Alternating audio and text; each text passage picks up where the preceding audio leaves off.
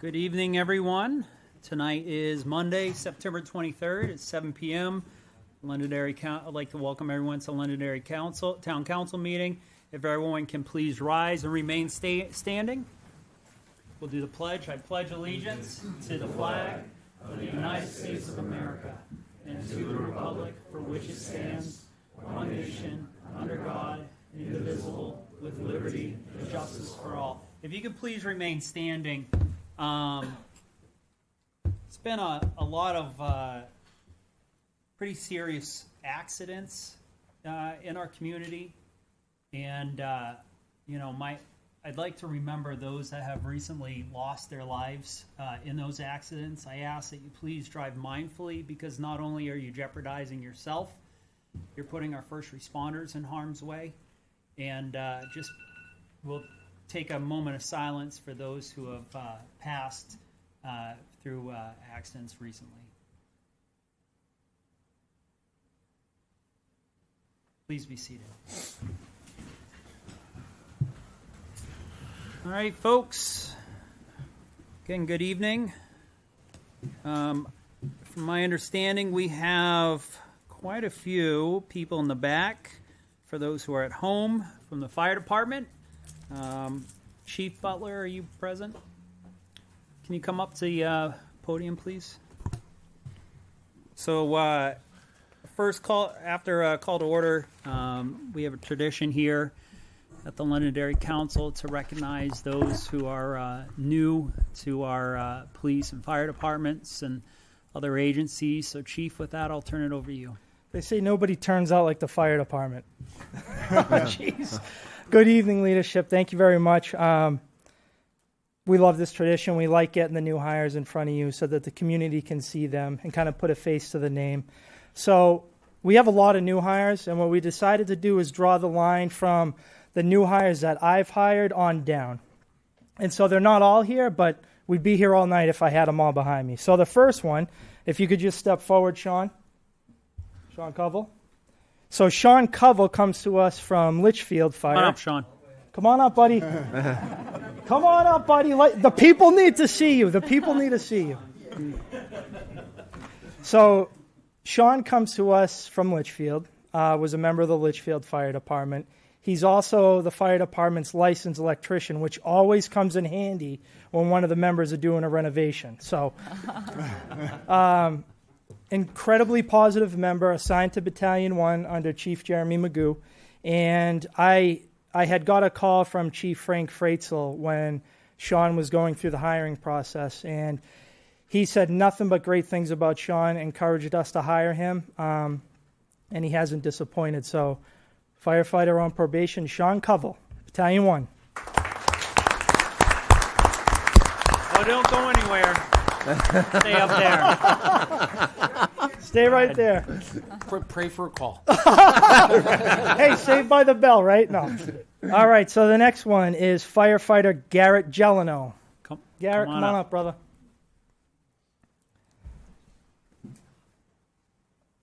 Anytime we can, we try to hire the Londonderry natives. I'm a little biased. It is what it is. Garrett grew up in Londonderry. We went to school together. He lives on South Road with his family.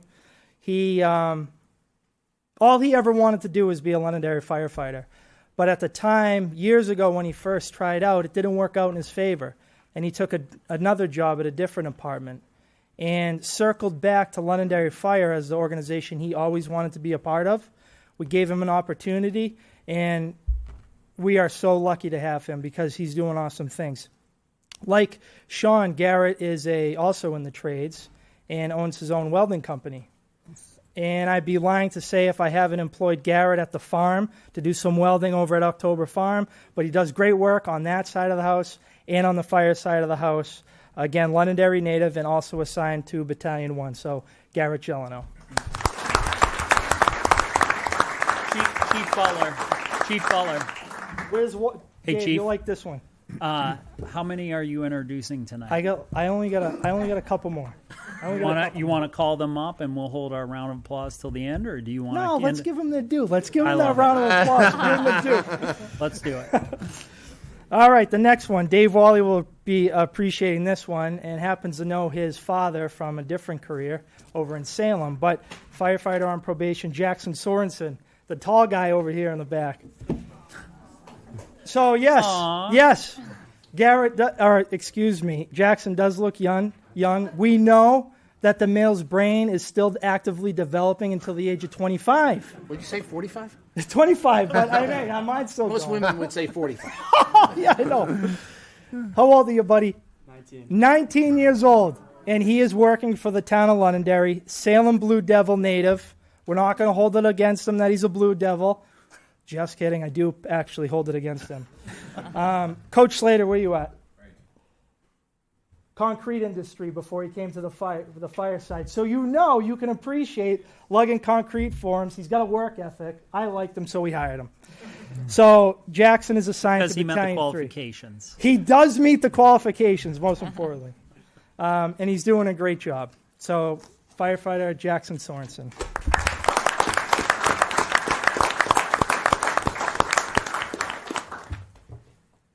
All right. Probationary firefighter Kyle Berard. This one is unbelievable. So, Londonderry native, Londonderry High School. You see the trend. I was on my way to work, stopped at the gas station up at Triangle Mobile a couple of months ago. And I see this kid getting out of his car, and he's got a red New Hampshire Fire Academy recruit t-shirt. And I go, I don't know him from a hole in one. I go, my man, why don't you work for Londonderry Fire? He goes, Chief, it's all I want to do. He knows me. I have no idea who he is. So we say, come in, let's talk. He goes through the process, knocks it out of the park. So Kyle is now with us. That's just an awesome story. But he's assigned to Battalion 4 under Chief Anderson. So Kyle Berard.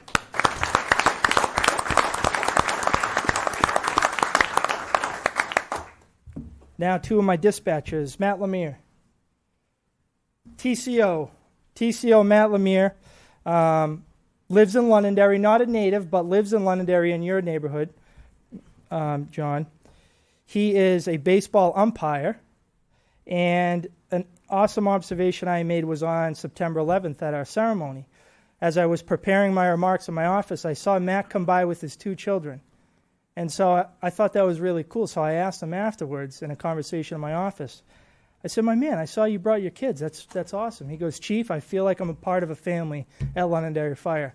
So, which is important for me and my staff and our people to hear, because if he feels like that, hopefully the rest of the members feel like that. And if they feel welcome and respected and loved, then they're going to continue to do great things for the community.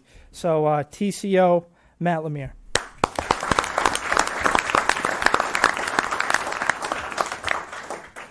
Come on, Joanna. Our other TCO. So Joanna comes to us, again from Litchfield. So you can see I don't travel. If I can't get Londonderry, the neighboring towns will suffice. Joanna started as a part-timer in fire alarm. And then upon TCO Bruce Hallowell, Jr.'s retirement, Joanna slid over to full-time. And both Joanna and Matt on the radio are clear. They're concise. And what's pretty cool about Joanna is she possibly has aspirations to becoming a firefighter herself. So I think that's really cool. So Joanna Leone.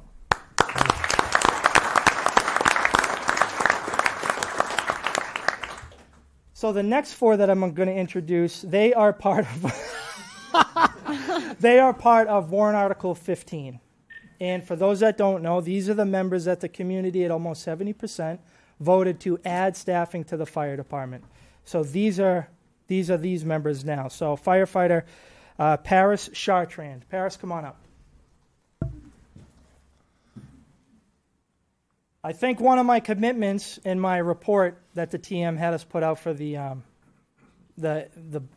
what is it called? The town report, was that how awesome would it be if I could stand before the taxpayers and say that we filled Warrant Article 15 with some Londonderry natives, a Londonderry native. So this is incredible. Interesting story about Paris. So the CPAT, which is what firefighters in the state of New Hampshire must pass to become eligible for full-time employment. the deputy chief, LeBlanc, was up at the fire academy. Was it at the fire academy, Paris? And he was proctoring, helping the state proctor the candidates going through. The Loudon fire chief approached my deputy chief and said, "You need to hire her. She won't come work for me, even though she was a live-in student for the Loudon," and if I'm wrong, please correct me, the Loudon Fire Department. Paris would not work for him because she wanted to work at home. And I thought that was another really, really cool story about the caliber of people that want to work for the fire department, where they will forego other offers to be here. So right now, Paris is awaiting battalion assignment, which will happen at the end or the middle of the end of this week as the 4 new hires conclude their 2-week orientation period as Monday through Friday as new members of the organization. So Paris Chartrand.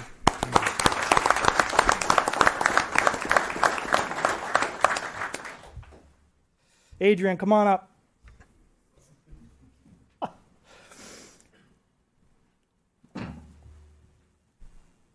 Where do you think he's from? Londonderry. So, Londonderry, I know nothing about the candidates, but in the interview, here, just step, Adrian, just shuffle to your left a little bit. There you go. So the candidates all sit before the hiring panel, and if they make the cut, they get an interview. Here's a trade secret if anyone's listening. They get a cut with the fire chief, who does the chief's interview. And when they get to me, I don't care about certification. I don't care about experience. What I care is, what type of human being are we hiring? What type of human being is going to be employed by this community? And then ultimately, the type of human being that's going to serve the people of this community. So I always ask a couple of questions. One of them is, what's the worst day of your life? And what's the best day of your life? And not knowing anything about Adrian, I asked him, I said, "Hey, I would like to know what the best day of your life is." And he goes, "Oh, when the football team won the state championship." I go, "No way, where'd you go to school?" He goes, "Londonderry." I said, I'm going to see this right. And I called Michelle Hart Miller, who's the athletic trainer at the high school team. And I did a character check in the present. And I said, "Michelle, I got Adrian Espinal, good kid." And she raved. She went off about the type of kid that he is, the struggles that he and his family have overcome. And where are you from originally, Adrian? Lawrence, Mass.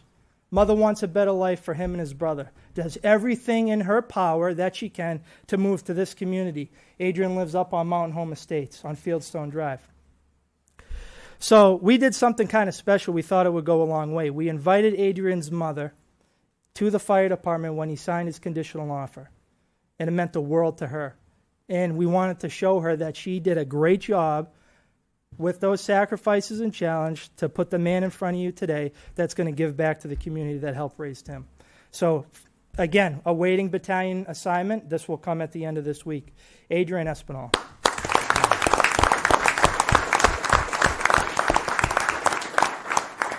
Ryan, come on up, brother. All right, where are you from? No, where are you from? Wyndham. I know. Again, He's got to leave. he's so Wyndham native. When's he moving to London? I was going to ask him. I don't want to put him on the spot too bad. Everybody's got a story, and it's fascinating to get to listen to the stories and why people want to become firefighters. And without sharing the intimate personal details of why this young man decided to be a firefighter, Ryan in college experienced an up-close and very traumatic death of a roommate. And I'm not going to share how it went down. But one of his observations was when the fire department came to help save his friend's life, he observed the firefighters caring for someone as if they were treating a cherished gift, because that's ultimately what life is. And it impacted him so much that he said he wanted to be a part of it and feel what it must be for another human being to treat somebody either in death or dying to the dignity that a firefighter or a first responder does. And I think that is very commendable, and that's your why. And so you have a long and successful career here doing just that, because I hate to tell you, it's going to happen more and more, but you'll get through it each time. Remember why you're doing it, okay, my friend? Good. Brian Murata.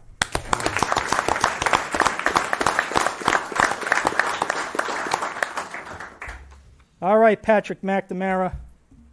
This one, oh. We're coming into MacPlac this weekend. Here we have a Pinkerton Astro now in our ranks. So again, That's right. Again. We'll forgive you. we cut him a little slack because his stepfather is retired Battalion Chief Doug Cardwell. Doug Cardwell had done an incredible job over 30-plus years for the organization. But that's not why we hired him. He happened to have done an incredible job in the interview process and knocked that part of his journey out of the park. He is also waiting battalion assignment, and I am actually going to have him on the Londonderry side of the football team on Saturday so that we can now reprogram his brain into thinking Londonderry first, Londonderry always, Londonderry leads the way. So these four specifically, again, are waiting a battalion assignment. What we like to do, and actually the town manager, if I may, hosted a public safety meeting with the state representatives last week. Very, very good meeting. And he allowed me to talk to how we decide on where to put new hires. And with the fire department, we try to align new hires up with the battalion that we think will be a good fit for them and them a good fit for it. Because you can't just take a human and throw them somewhere. It might not work out. So we try to set it up for success from the get-go. So give us a couple more days, and you'll be getting your long-awaited, anticipated battalion assignment. Gentlemen, that's all I have. Thank you for your time. I know that was a long one. Any questions? Now, I just want to say welcome to the team. Thank you for your service for our community. Very much appreciated all the work that you have done to get here and will do for our community and for those that are passing through. So thank you for your service, and Godspeed, and be safe. So you're going to make it through the gauntlet. So we'll start with down at Sean, and you're going to shake everyone's hand. Good job, guys. Congratulations. Go shake the rest of the council's hand.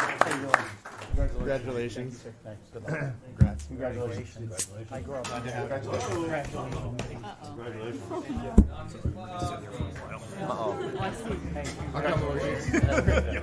Glad to have you. Thank you. Congrats. Glad to have you. Congratulations. Glad to have you. Congratulations. Did that work out? Congratulations. Hey, Congratulations. congratulations. Congratulations. Congratulations. Congratulations. You already did. Yeah. Good. All right. We're going to have about Mr. Chair, thank you, Council. Hey, thank you, Chief. We're going to have about 2/3 of the room now clear, I'm sure.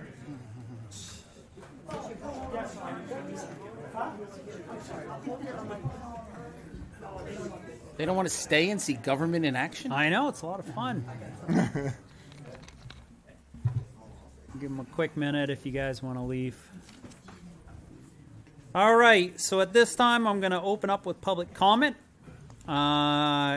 This is just as a reminder, we have 2 public hearings. If you'd like to talk about the public hearings during that time, you're more than welcome to. I just ask that when you come up, state your name and address for the record. Any public comment? Hi.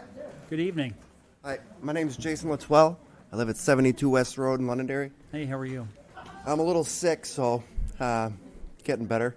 But I'm here to talk about the trucks, the traffic on West Road.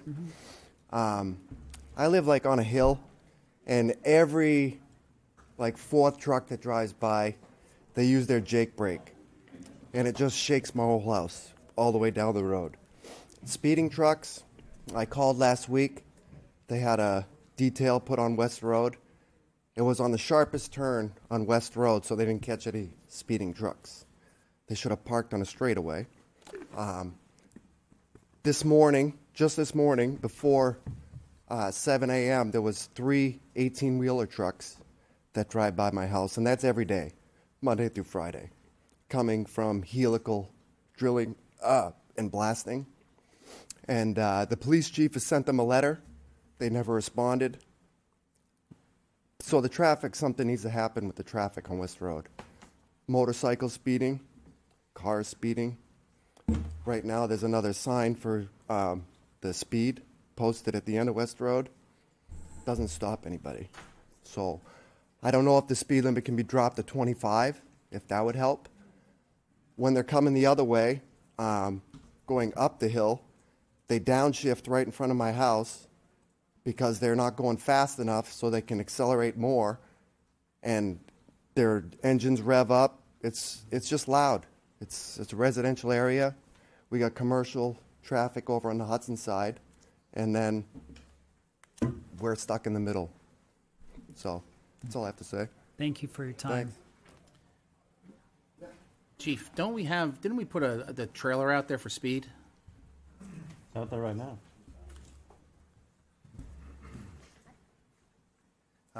We have done numerous efforts down on West Road with Mr. Latoile. We have been in contact off and on for the last probably year and a half, 2 years.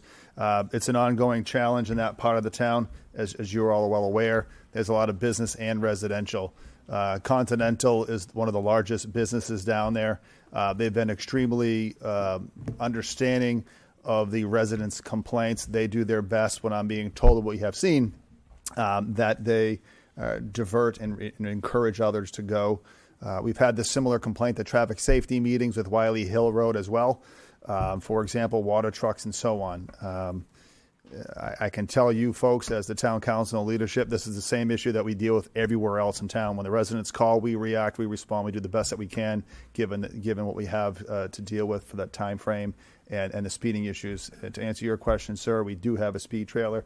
We also have other means of monitoring devices at vehicles, such as the JMR machine that we use. So Chief, can I ask you a question? Is that a trucking restricted road? there's no through trucking going towards West Road. It's 7 a.m. So if someone's coming before 7 a.m., they're in violation. If there before, yes. And we've been out there. We've had the midnight shift out there. And as you guys can imagine, as I've said many, many times, there is nothing more of a beacon than a police car. People see this thing a mile away, and we try the best we can with speeders and things like that. So we will follow up with Mr. Latoile. The deputy chief has probably already written it down, so we'll touch base. But West Road has been an off and on problem for some time. So it's getting attention now. You guys are giving it attention. It has been getting attention, sir, for quite some time. Yeah, we've been going back forever. Okay. All right. Thank you, Chief. Can I add one thing about Continental Paving? Continental Paving, they still go down West Road, the Wiley Hill direction, even though they're not supposed to. And when I get home from work sometimes, within 5 minutes, there'll be 3 18-wheelers that drive by. I think they're not supposed to go both ways. That was an arrangement they had made with the town when they delivered the soccer fields to the town. But I can't verify that myself. But when I call them and say that they're not supposed to be turning left out of their facility, their comments to me now is, well, they can be coming from Route 102, so they're not turning left out of their facility, but their truckers know that they're not supposed to be going down West Road that way.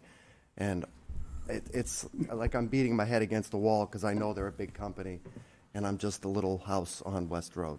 Feel like a little house on the prairie. Sir, do you call the police department and report them when they're violating? Well, I was, but they changed the way their dispatch system is, so I can't necessarily get a live person. And I don't want to be the Karen of Londonderry calling the police department, because there was a time that I called you guys every day for 2 months. That's okay. And they were doing everything they could, but like I said, helical drilling and blasted. Did they ever respond to your letter? They never responded to the police chief's letter, and they're doing business in the town. So So we're trying to. So, sir, I'm trying to figure out how to help you. Yeah, me too. I have been for a while. If you logged them, if you just made a list. Oh, I got. Well, And you gave them to the police and everything. I'm not a policeman. Well, I don't the know how bill- they operate. Yeah. But if they had a log of when these things are happening, I'm sure the operations deputy chief over there would start to deploy his resources based on information that you're giving him. So I know it's not you. I know we're doing the best we can, and I know I'm asking you to do something that is inconvenient, but, So but I'm trying to help. yeah, I understand that. So when I went through it with Ron Dunn a little bit back and forth too, and he appropriated me to the building department because the building department was in charge of that. So the head building inspector went over to Helical Drilling and Blasting and talked to them and said, hey, shouldn't you guys mix up your times? Because they have to be in Boston in the morning. And he said, shouldn't you leave the day before? And they told him, we'll leave when we want. So they don't care. They do not care. Well, we have laws, and people have to follow laws. And if they're violating the law, Yeah. that's what the police department does. In the trucking law, it says to and from making a delivery to a residence, not a business, even though their business is there. So they are technically in violation of. So my suggestion is we have PD, the town pays for that, a level of service that we have. And if you call their main number, Yeah, but the poor PD guys, they're beating their heads against the wall because he said he had a truck sit out there. So and these guys are going. I to, understand. These guys are going to work in their pickup truck. and every time that you call dispatch, there's a log, Yeah. which also helps create data. Okay. And as Counselor Farrell is saying, with that data, Yeah. they're here to support the community, and they provide an excellent service that they do. Okay. Oh, well, Karen's calling If you again. if you hit 0 during the recording, Chief, correct me Because if I I'm call wrong. Continental 3 or 4 times a week. I call every time I call. I say this is Karen calling, and they called me back, and I say good afternoon. This is Jason, because that's my business line, and that's what I. Oh, I'm sorry, I have the wrong phone number. So I said okay, bye bye. All right. But yeah, I'll keep a log. Thanks. Thank you.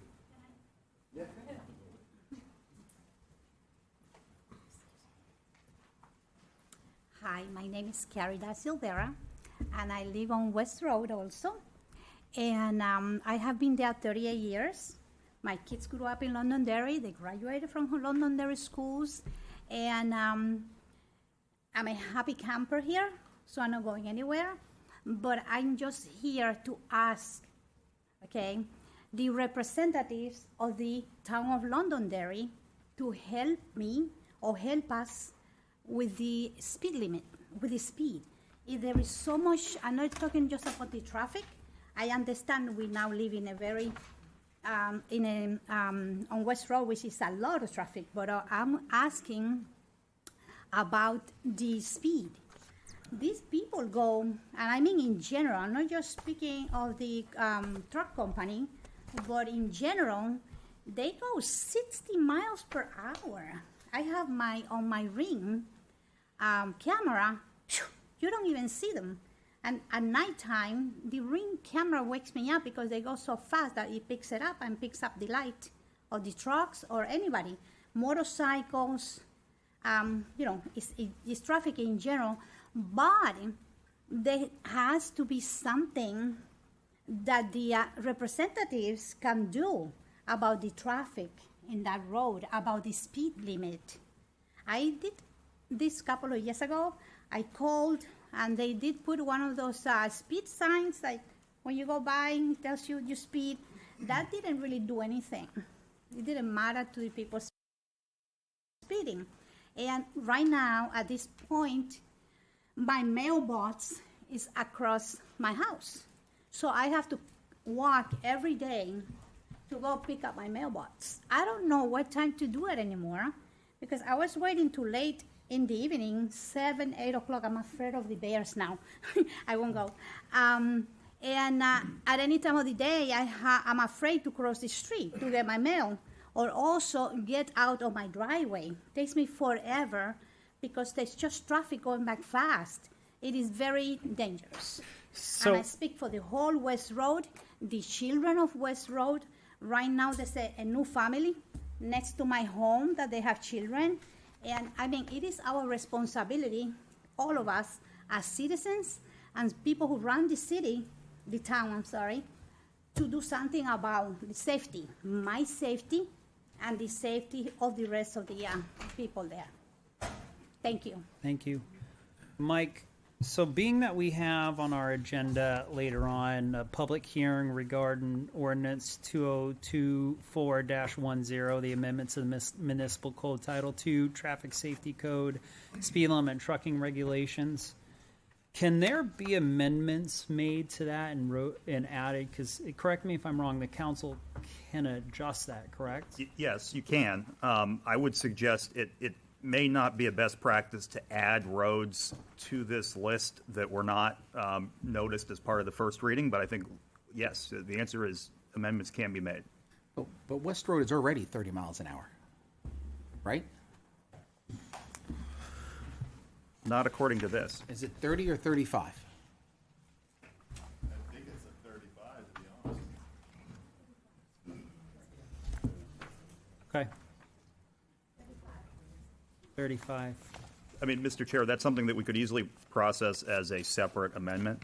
Okay. With a first reading and a public hearing. That can be done relatively quickly, but I would advise against just adding roads, because there may be people who want to weigh in the other way. I mean, Right. I suspect that there aren't a lot of people who think that, yeah, people, I'd like to continue going 60 miles an hour on West Road, but, I think we should give the public a chance to participate in that. Is there anyone else in the public that would like to address the council regarding traffic or speed limits? Why don't we, I think your suggestion is a mindful approach, the best approach. So why don't we, do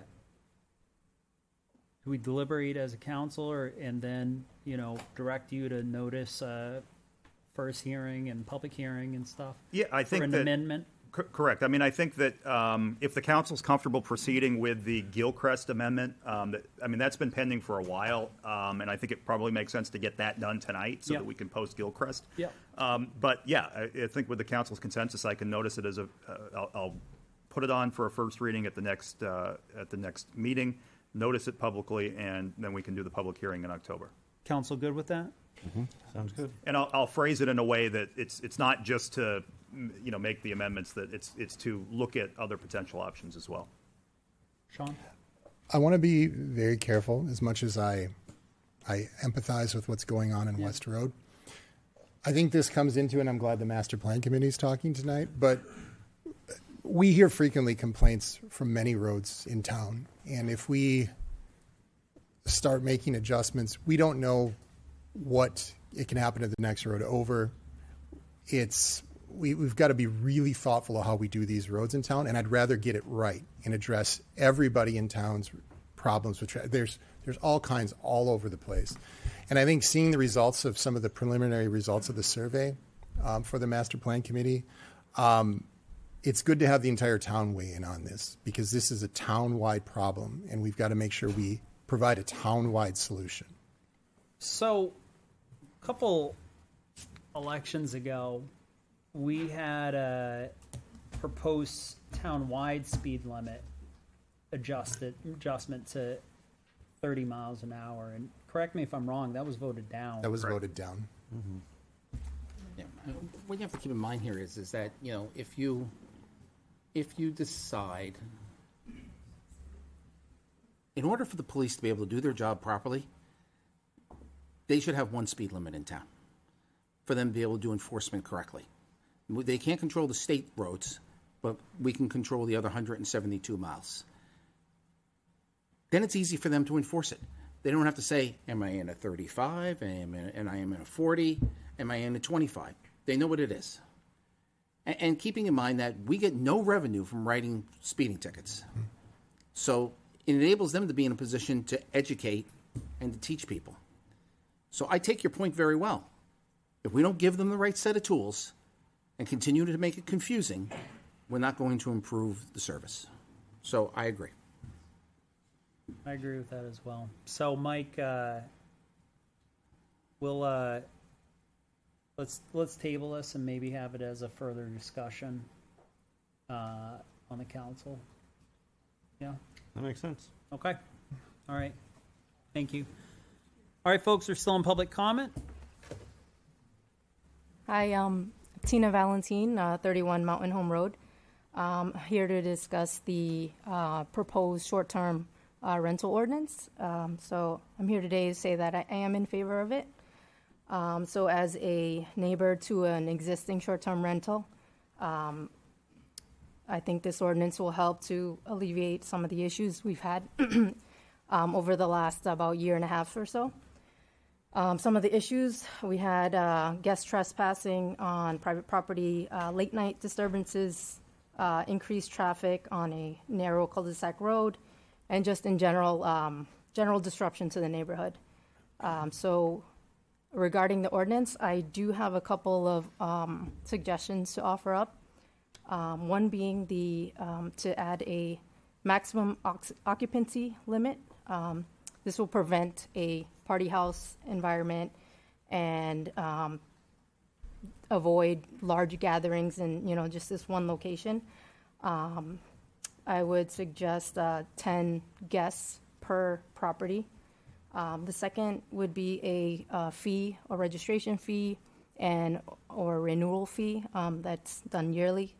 That'll help cover the costs for implementing the permits and any enforcement efforts. So somebody that's directly impacted by these rentals, I believe that the ordinance is needed so that we can ensure that the short-term rentals are operated in a way that preserves this peaceful community. And think that's all I have. Thanks. Thank you. Anyone else? Evening, Council. I'm Wagner Dos Santos, the owner over at 34 Mountain Home Road. My home currently is being used as a short-term rental property. Purchased my home in 2021, July. We lived there for about a year, and I lost my job, and we had to move out. And so we didn't lose our home. We had to short-term rental it. And it's been a blessing, but we intend to return to the home once the finances permit. But I am in favor of having some sort of ordinance to have a registration of short-term rental owners in Londonderry. It's a very important registration to have. So if there is any issues that happen outside the hours of the owner being able to see the property through cameras or being present, for somebody responsible to call and let them know there is something going on, for them to be able to respond appropriately to whatever is happening before they end up utilizing city resources to stop a party, a trespassing, or anything that will disturb the peace of the neighborhood. And so I am in favor of such ordinance. I believe that will put owners of short-term rentals in a better position, keep the neighbors at ease, prevent any harassment measures from anyone in the neighborhood against short-term rentals.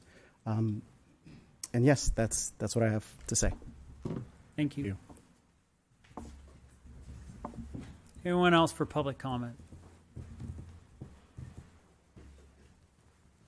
Good evening, Debbie DeRochers. I'm here tonight for the town clerk's office. I just wanted to give you an update on our dog registrations. I'm very happy to say that we are down from last year at this time. We had about over 900 dogs that were still unregistered, which is a very crazy amount to try to get a hold of and get that number down. I'm happy to say that at this year, as of today, we are down to 162 this year.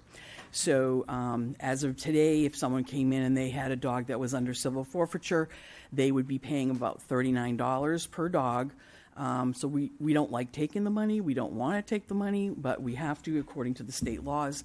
Come in and register your dog. People have been great about the response from all of our emails.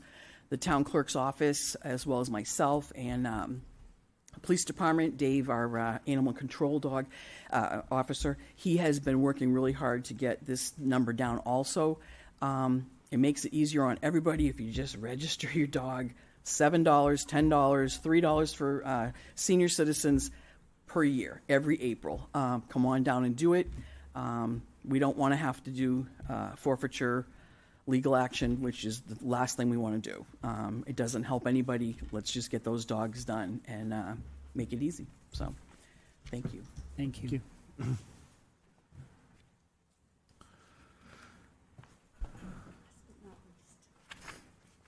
I just wanted to share with you, Sherry Farrell, your town clerk, something that our Secretary of State has brought in to support our veterans and our election, our general election. coming up is November 5th, and this is just an incredible program. It's called Vote in Honor of a Veteran. And I'll just read it to keep it a little bit quicker. The Secretary of State's office is pleased to launch its Vote in Honor of a Veteran program, which gives New Hampshire voters the opportunity to recognize the veterans and service members in their lives who protect the most precious freedom we have, the right to vote. And it's a wonderful program that our Secretary Scanlon has brought to us. How do you participate? It's really, really very simple and quite beautiful. You just have to go to the www.sos.nh.gov website, and we'll make sure we put this around town more. And you just write a brief few sentences about why you picked that certain veteran or person who is presently serving.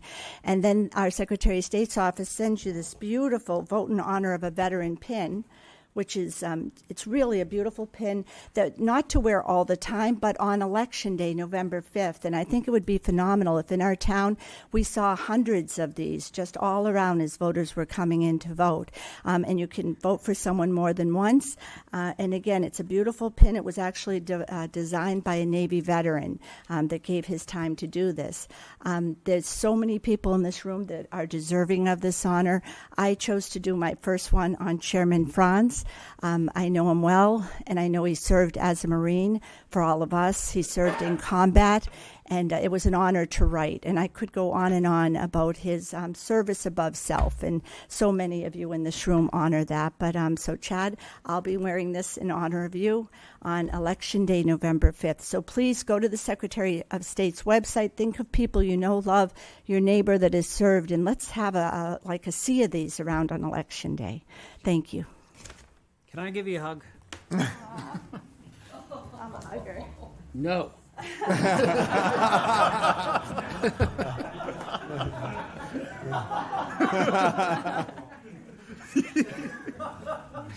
I couldn't resist. Man, those allergies are bad. All right, anyone else for public comment? Yeah, I've got one thing here. So I experienced something today that I've only experienced a few times recently. I call it the Market Basket Miracle. I went to Market Basket today and spent less than $100. Must have been a small basket. Small basket. Pack of gum. Very little protein. I spent like $92, and I still haven't figured out what I bought. The reason I bring this up is we're going into budget season, and I've been traveling recently and everything, and have really started to recognize the cost of everything. I mean, as we're going into budgets, you look at it, everything, as far as I can tell, is up anywhere between 5 and 20%. Even if you go into the New Hampshire State Liquor Store, if you were to buy a bottle of wine that was $15, it's now $19. And as I go, I just went to a conference and everything, and it all comes down, we look at it and say, if you're going to manufacture something, it's costing more to manufacture it. Then you got to transport it, logistics, and then you have to keep it in the supply chain, and then it's got to find its way to the consumer, and someone has to get it there, and those people's wages had to go up to offset costs. So as we go into the budget season, what I want to call to the government bodies is that we need to be careful. We need to take this into consideration. We can't keep pushing more dollars out onto people. We have to take care of our employees. That is our number one priority. And more people need to experience what is now the Market Basket Miracle is, can you get out for under $200? I mean, really think about this. I mean, this is disgusting that I'm actually bringing this up and everything, but this is the trend we're going through. And us as a council and the other governmental bodies have to keep this in mind, that we can't keep asking. We have to look at what is really needed to continue to support this aging community that we live in and what's necessary for that. So the next time you leave Market Basket and you say to the cashier, which is I said today, I got the Market Basket Miracle. They laugh, but they also look at you and there's one young lady looked at me, she goes, yeah, it doesn't happen much anymore. Think about that. Mm-hmm. Thank you. Excellent point, Sean. Thank you. Anyone else? All right, seeing none, I'm going to close public comment. New business, Section C, memorandum of understanding for a behavioral health hospital at 6 and 10 Innovation Way to address safety policies and demand on municipal resources. So just to tee this up for Megan, Attorney Currier, our town council or attorney we've been working as a council and with the applicant and regarding an MOU. Megan, if you could take over from there. Absolutely, yes. So I'm Megan Carrier. For anyone that doesn't know me, I'm the attorney that's representing the town on this negotiation. So this agenda item relates to an 89,000 square foot behavioral health hospital, which is proposed at 6 and 10 Innovation Way. The applicant for the project is Terrytown Real Estate Holdings, Inc. On May 1st of this year, the planning board granted conditional approval of a site plan application relating to this project. And one of those conditions required the applicant to enter into a memorandum of understanding with the town regarding safety policies and the demand that the hospital will have on municipal resources. The condition of approval specifically required that the Londonderry Town Council approve that memorandum of understanding. Since that time, I've been assisting the council to negotiate the terms of that MOU to come up with something that satisfies that condition. Ari Pollock, who is the attorney representing Terrytown, is here tonight as well, I see, with his clients. Early in the negotiations, the parties identified a set of safety procedures that all found to be satisfactory, and those terms have remained essentially the same throughout the negotiation process. The terms...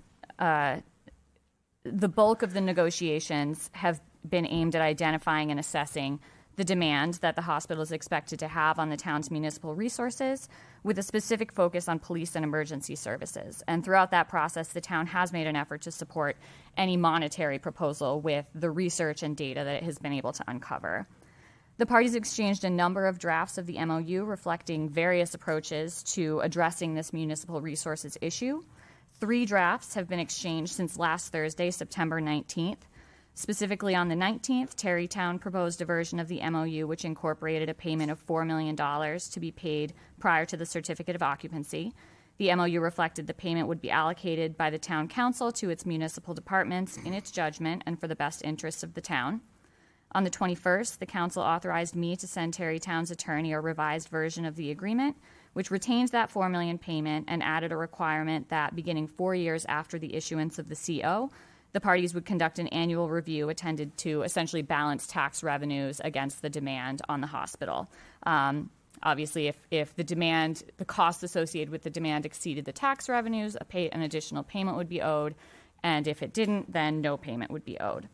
On the 22nd, so yesterday, Terrytown sent back a revised version. This version eliminates the balancing process I just described, but increases that $4 million payment to $5 million. $500,000 of this payment would be made within 6 months of the planning board executing the site plan in order to allow the town some advance funds to hire and train police officers in advance of the hospital opening. The remainder would be paid on or before the issuance of the CO. This version of the MOU also incorporates the parties' agreement that any final amendment to the site plan approval will trigger a requirement that the parties meet and discuss whether the MOU should remain in effect and whether any amendments are appropriate. The goal for tonight is for the council to discuss that most recent version of the MOU. And so with that, I will turn this over to consideration by the council. All right, thank you, Megan.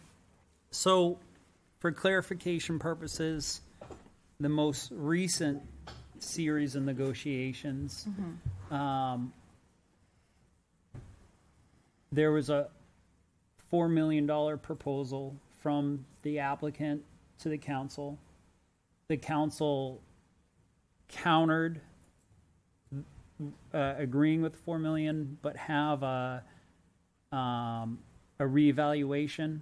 Is that correct? Correct, yes. That would begin 4 years after the issuance of the certificate of occupancy. Thank you. And then the applicant rejected that and countered again for a $5 million offer. Is that correct? That's correct, yes. Okay. Well, at council, it's open for discussion. What do you say? I'd say we move forward with the agreement that is before us. It's a sound notion for us to move forward. I disagree. So I believe that what was proposed in the beginning, the annual review, was in the best interest of the taxpayer.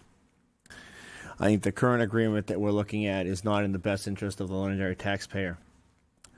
The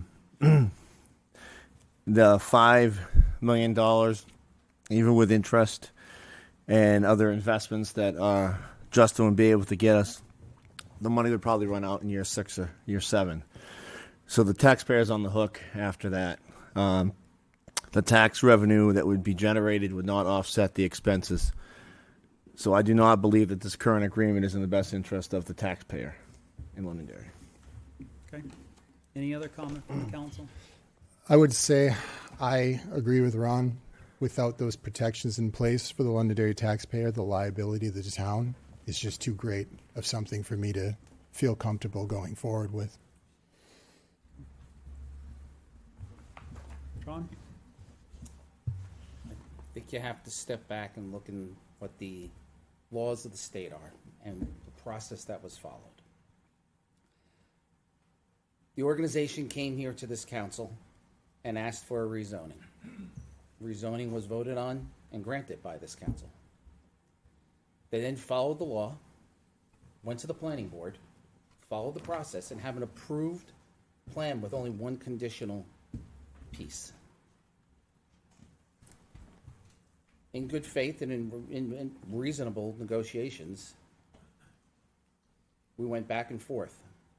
If you look at what's in front of us as their final proposal for $5 million, they talked about during the planning board process that if there's probably a reasonable chance that they'll expand the hospital from 144 beds to 190 some odd beds.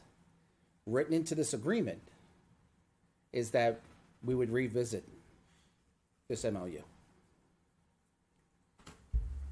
Considering that nobody has a crystal ball and knows what can happen in the future, I think reasonable people could say that this is a very reasonable offer.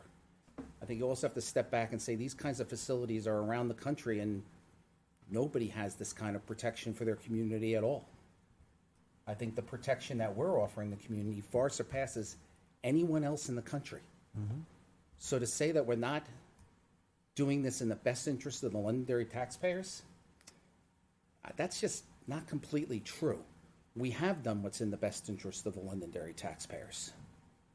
We have done all the right things. We have fulfilled our obligations, and we have been reasonable. The applicant has made the claim that the calls won't be what they're going to be. We've gotten assurances from the state that they're going to be actively engaged, and we've gotten the assurances from the highest level that they will work with us to make sure that the hospital is operating correctly and that the services that are being provided are being done correctly, and that they're there to hold them accountable as well. So the Londonderry taxpayers have been served better than any other taxpayer in the country that has a facility with this organization. That's the facts.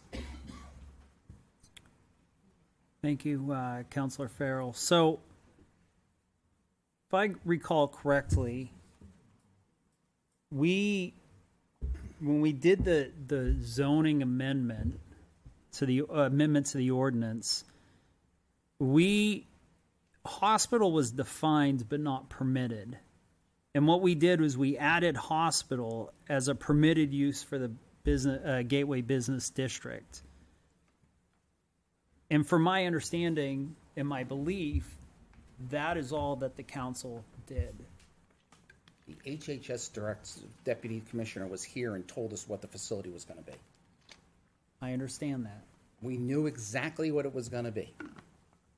But for all intents and purposes, all we did was vote to allow hospital as a permitted use in the Gateway District. And the way I look at it is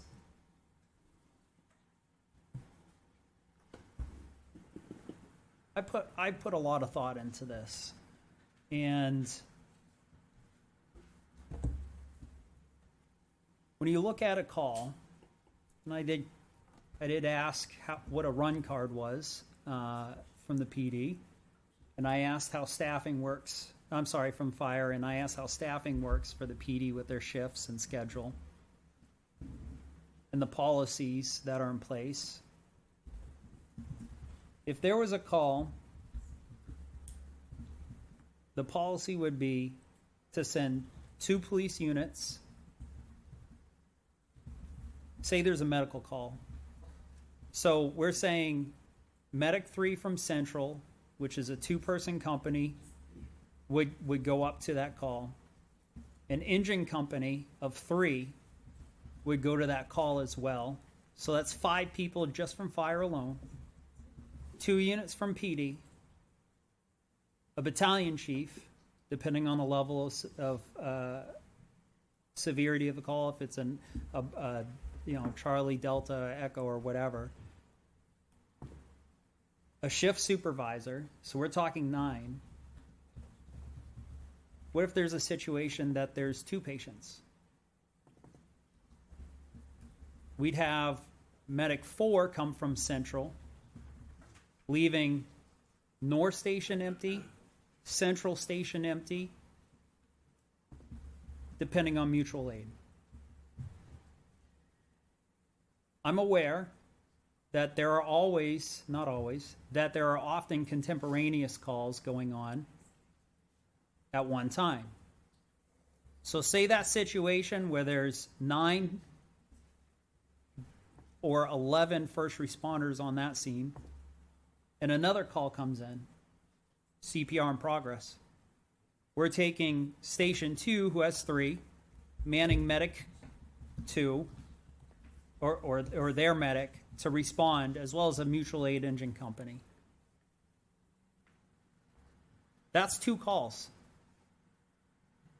And we are, on the fire side, 100% depleted.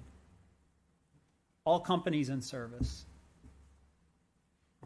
And while I appreciate the negotiation from Terrytown and the commitment to be reasonable, my concern is, and I understand, I heard investment in $5 million and stuff like that. But as John mentioned at the beginning, things aren't getting cheaper. Fire engines aren't getting cheaper. Police cars aren't getting cheaper.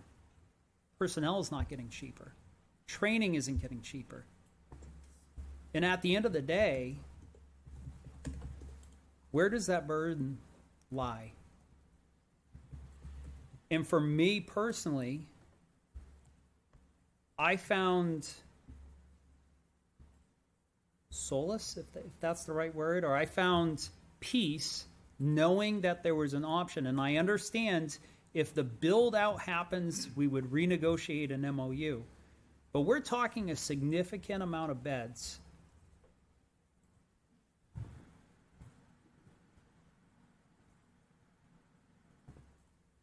And the opportunity for our community to not receive the care that they paid for, that they expect. And again, we are an aging community. The average response time in the north sector for a mutual aid engine is 10 minutes. That's 10 minutes that a patient who could be in a motor vehicle accident with entrapment is sitting there. And that concerns me.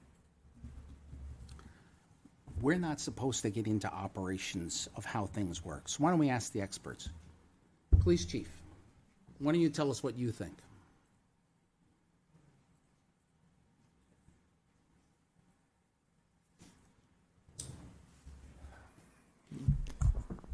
Can we be more specific about the question you'd like me to answer? You're getting $5 million to deploy against this and to support this facility alone over the next 4 to 5 years. So, as discussed earlier in prior meetings, as was alluded earlier, we talked about what the needs of the police department would be. We talked about what the financial burden to the taxpayer would be. We talked about what that looks like over the course of a hiring process from start to finish. We spoke about what the dollar amount would be for the officers that we feel adequately would be able to staff that part of town.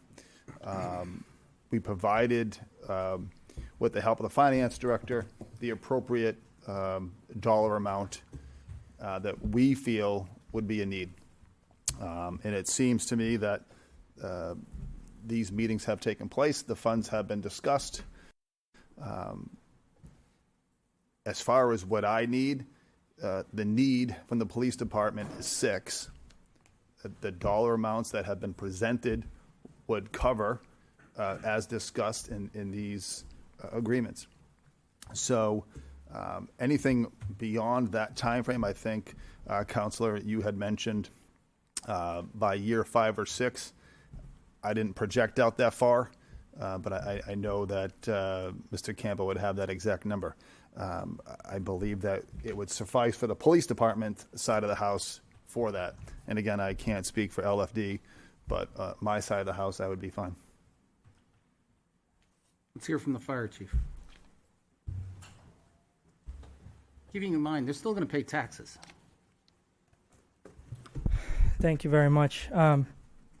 The first time Tarrytown came before us, you were the chairman at the time, invited the chief and I up to speak and to get our take on things. And what I said, through experience, advocating for the taxpayer and the resident first, is that anytime a new business comes to town, obviously it strains the service. There's a draw on the service. Following the police chief's lead, him and his team did an outstanding job collecting data and fact. Remarkable job. Taking his lead, the fire department also did the same. And using the resources we had, we called other communities throughout the country that have Acadia Health involved in their communities. We called those fire departments and said, give us some facts, give us the data. What do you experience on your departments? Some departments didn't return phone calls. Other departments were very wishy-washy in their comments, wouldn't commit one way or another. But what we did find, and again, these are the numbers through other departments, is that it's about 1 call a day. Now, that's a fact that we were, or a piece of data that we were able to ascertain. However, there's data and there's fact, and then there's experience. And a man with an experience is not at the mercy of a man with an opinion. We know when something similar came to town at the Elliott Urgent Care, we were told 6 calls in a year. We did 12 calls in the first day. So, falling back to experience, because that's what we do when we don't know what to do, we fall back to experience.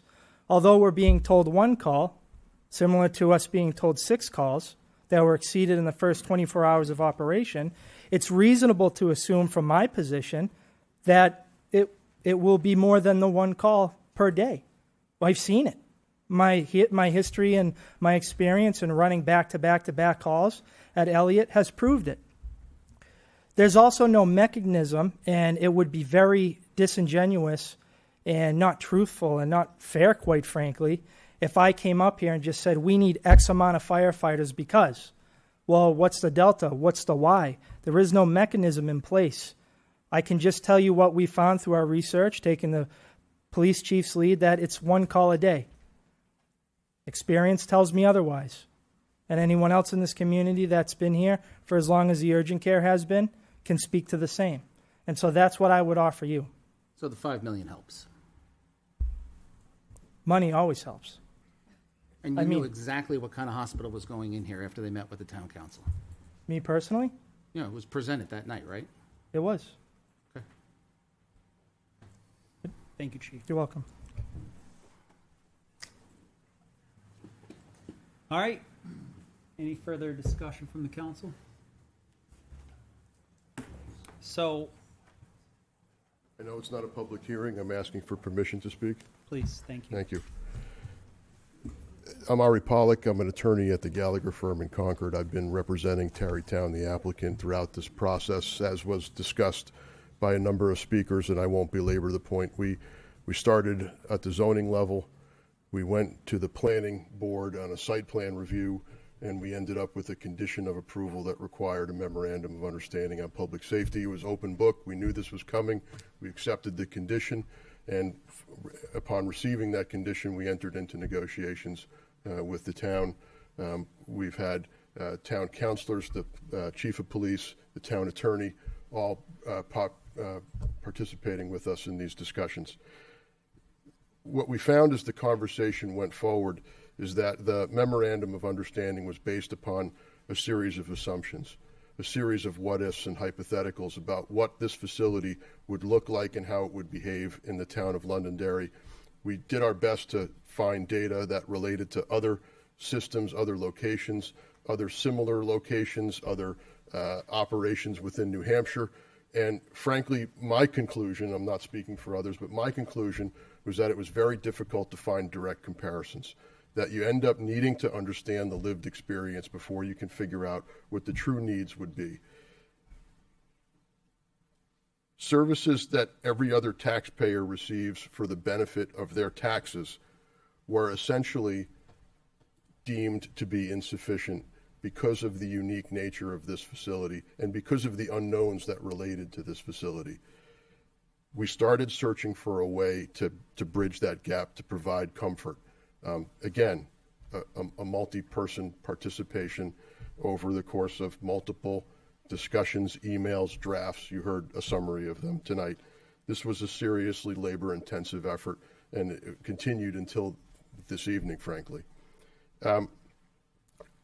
Our mission at some point turned to acknowledging that there was not a crystal ball, that the number of calls for service could not be a finite guess at this moment for this facility.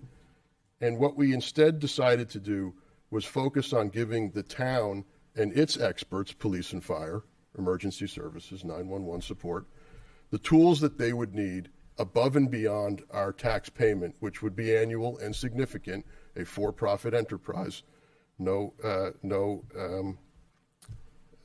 alternative but paying the taxes, giving the town the tools that it would need to essentially create an endowment. And that's what this money is intended to be. It's intended to be seed money to do whatever, frankly, the town in its wisdom on budgeting, the town in its input from department heads feels it is necessary to prepare for this facility. The research doesn't end, the conversation doesn't end, the participation doesn't end. One of the things that was summarized as far as other parts of the MOU, a continuing relationship between the town and this operator, an expert in the field of behavioral health and therapy, to have a continuing relationship there. We've got safety procedures, we've got training workshops, we've got an ongoing dialogue. We're going to be located right in town. We're not going to be strangers. We're going to be available and accessible and part of the fabric of the community. We also have targeted a non-residential area, which is why the rezoning was popular in the first place. The consequence, of course, is it puts it at a far distance from the police resources. However, that again was something considered when we discussed the MOU, and again considered when we thought about what's the appropriate amount of endowment funds to launch this in the right direction and give that discretion to the people who can exercise it and need it most. I think that's what we've done here. I'll leave you with one other piece of information. The more recent discussions that we've had boiled down to a cost per service or a cost per call for service. All we can do is look at the prior iterations of the budget and the police logs, and I think the number ranges from year to year, right? The number that's budgeted to the police force changes, the number of calls changes.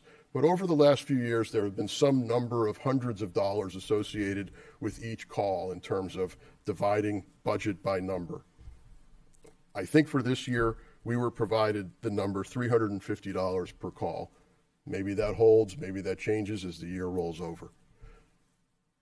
$5 million at $350 per call is 14,000 calls for service. That is a tremendous number of calls for service that would be protected by this endowment, plus annual taxes every year. So I ask you to think about what more you could ask for than a lump sum endowment in your trusted hands, working with your experts to put this facility on the best track forward to address not only national and state issue, but also a regional issue, which is, of course, why we've got the support of the highest levels of state government as well. Thanks for letting me speak. Thank you, Attorney Pollock. Mr. Chair, if I may. I think one common thing said by people from the council and said by Mr. Ari is that none of us have a crystal ball. None of us know what this is going to look like. We don't know if there's going to be a lot of service calls. We don't know if it's going to be just a fine neighbor. We don't know. And that's part of my issue, is just having to guess with the future of the residents of this community. The only way I saw fit to move forward with that guess, with the hands, with our police, with our fire, and the men and women that contribute and serve, is to have that evaluation after we have solid data, after we know, after a period of time, that we know this data is going to be the data moving forward. And we can all come from a place where this is what it is. Then we know, and if it's not enough, we can reevaluate. And from that, I felt from a place of certainty, I could make that decision. But because we have to look in a crystal ball with the way this is set up, this is why I cannot support this. So as the person who wrote the framework that you just discussed, because I did, and then passed it on to be cleaned up and everything, I understand what you're saying. They rejected that, and they increased it from 4 million to 5 million. At some point, you got to step back and look at it and say, are we being reasonable? I don't know the answer to that question. But I do understand what you're saying. They don't find that acceptable. I mean, if there was other language that would get us there, I'm sure somebody would have come up with it by now. But I do understand what you're saying, having been the person who wrote it. Mm-hmm. But I'm also the person who wrote in that same framework that if they expanded the hospital, they had to come back to the table. So I didn't get everything. I got something, and got another $1 million. So, got to ask yourself, and I think I'm the one who first said, I kept looking around for my crystal ball. I don't have one. But nobody, the Woodmont agreement that we have today doesn't exist anywhere else in the country. This agreement doesn't exist anywhere else in the country. So when we say we're not doing the best for the Londonderry taxpayers, that's what bothers me. We're not disenfranchising the taxpayers. We did do our best. Everyone may not agree, but we did do our best for the Londonderry taxpayers. And I think that reasonable people can reasonably disagree. I agree. And at the end of the day, from my 1 of 5 perspective, that was in these discussions with our town attorney, that our proposals were reasonable. And that's what I have to say to that. Megan, let me rephrase that. I see two ways that the council can proceed. So a decision needs to be made if the council will approve that most recent counteroffer that was sent from the applicant today. And that would be in the form of a motion. Yes.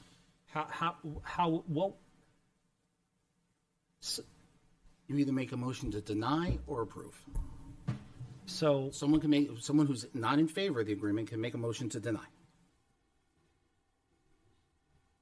Or make a motion to approve if you're in favor of the agreement. So at this time, I'll ask someone to make a motion, period. There is no motion on the floor. Nobody seconded. At this time, I'll make a motion to approve our current agreement that is in front of us. Okay, so I have a motion on the floor from Ted to approve the most current MOU for a behavioral health hospital at 6 and 10 Innovation Way to address safety policies and demand on municipal resources. Do I have a second? Well, somebody has to second it. It would be nice if it didn't have to be me who wrote the whole framework. So you guys aren't going to second it and put it to a vote? It's got to go to a vote, guys. You're not going to second it. Nobody else will second it. Then I'll second it. All right. It's got to go to a vote. So we have a motion from Ted, a second from John. All in favor of accepting or approving the most recent MOU from the applicant, say aye. Aye. Aye. Any opposed, say nay. Nay. Chair votes nay as well. The MOU, the council rejects the most recent proposal. All right, thank you.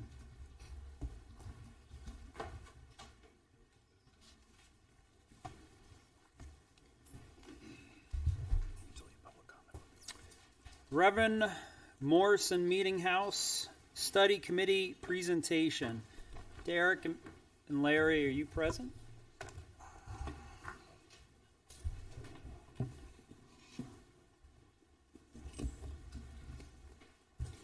So to tee this up, Derek, you are the vice chair of the Reverend Morrison Meeting House Study Committee. Yes, sir.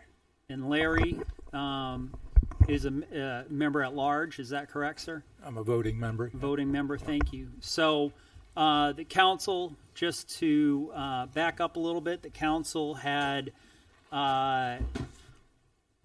charged the committee to make a decision on options and present some options on what to do with the Reverend Morrison Meeting House. And at that time, we still have a quorum? Yes, yeah, it's still 3 of us. All right. So at that time, gentlemen, if you have a presentation. Yes. Mike, can you pull that presentation up? Oh, it's open. Okay, perfect.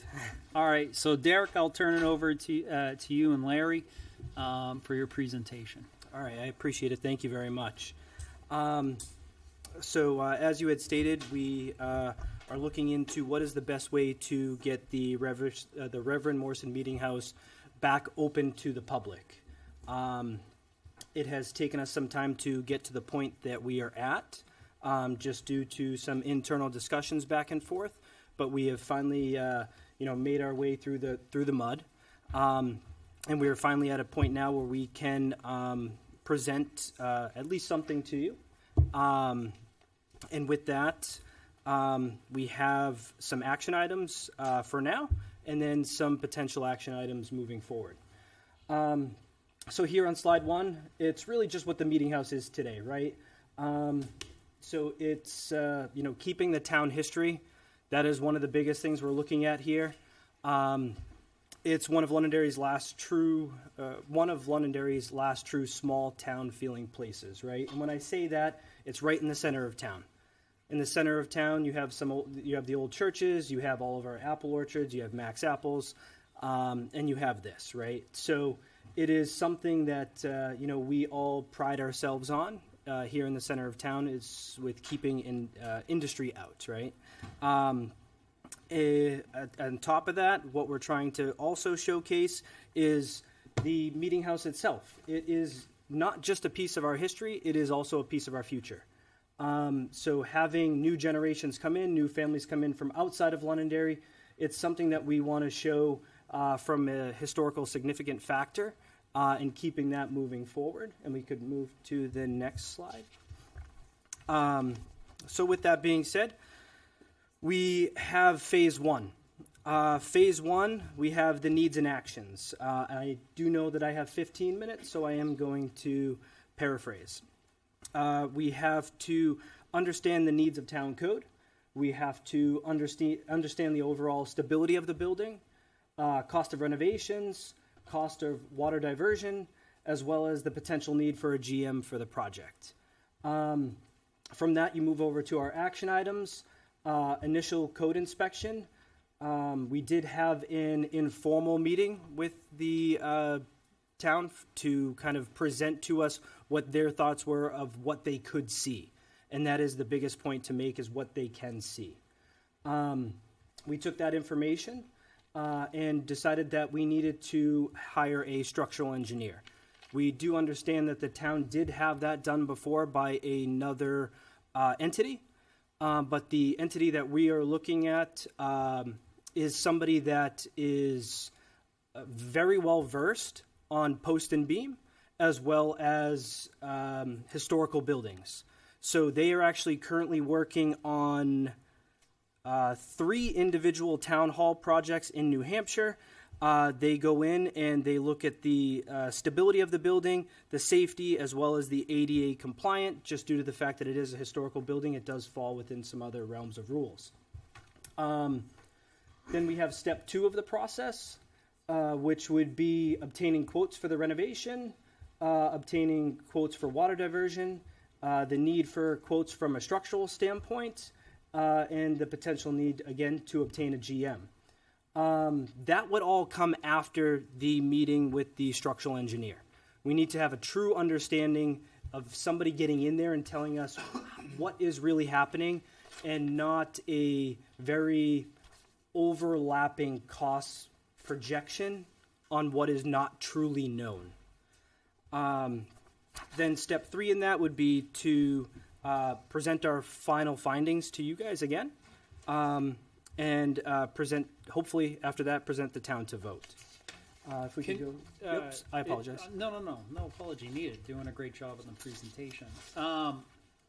Can you explain those options that you just said, regarding the steps up to a vote, please? Yeah. Step 1 through 3? Please. Yes. So within step 1, we did meet with the town inspector to get an initial idea of code. Again, they could not dig into all the areas that need to be specifically fixed and or updated, as well as specific information due to the fact that it is a historical building. And with it being a historical building, it does fall under different sets of codes. But at the same time, that could be with the potential of how much you keep historical. So that is really why this structural engineer would be very much needed, not only from a structural perspective, but they would also work with us on ADA compliance, as well as code compliance. They would also work with us of the stability of the building, and then also help with potential build out. And when I say build out, I mean renovation. So within step 1, those really need to be done prior to us receiving quotes for the renovation, water diversion, and then the potential need for structure. So what this engineer will tell us is if we need those items to be covered, right? If we do not need any further structural stability, we will not need to get quotes from a structural perspective, just a renovation perspective. And then same for the water diversion, because as I think most people know, that the floor is caving in. Even though that's caving in, that does not mean the structure of the building is not sound as a whole. You may have some weak points within the floor, but that does not mean that the building foundation is a true issue. So that's why we need to have that structural engineering come first before we start understanding what we need to obtain from a quote perspective. Thank you. No problem. Can I ask a question? Please, most definitely. So let's say we didn't have an additional structural engineer and we went off what the town went. Could you gather those findings? And I'm not saying in favor one way or the other. I'm just asking the question. Yeah. I would.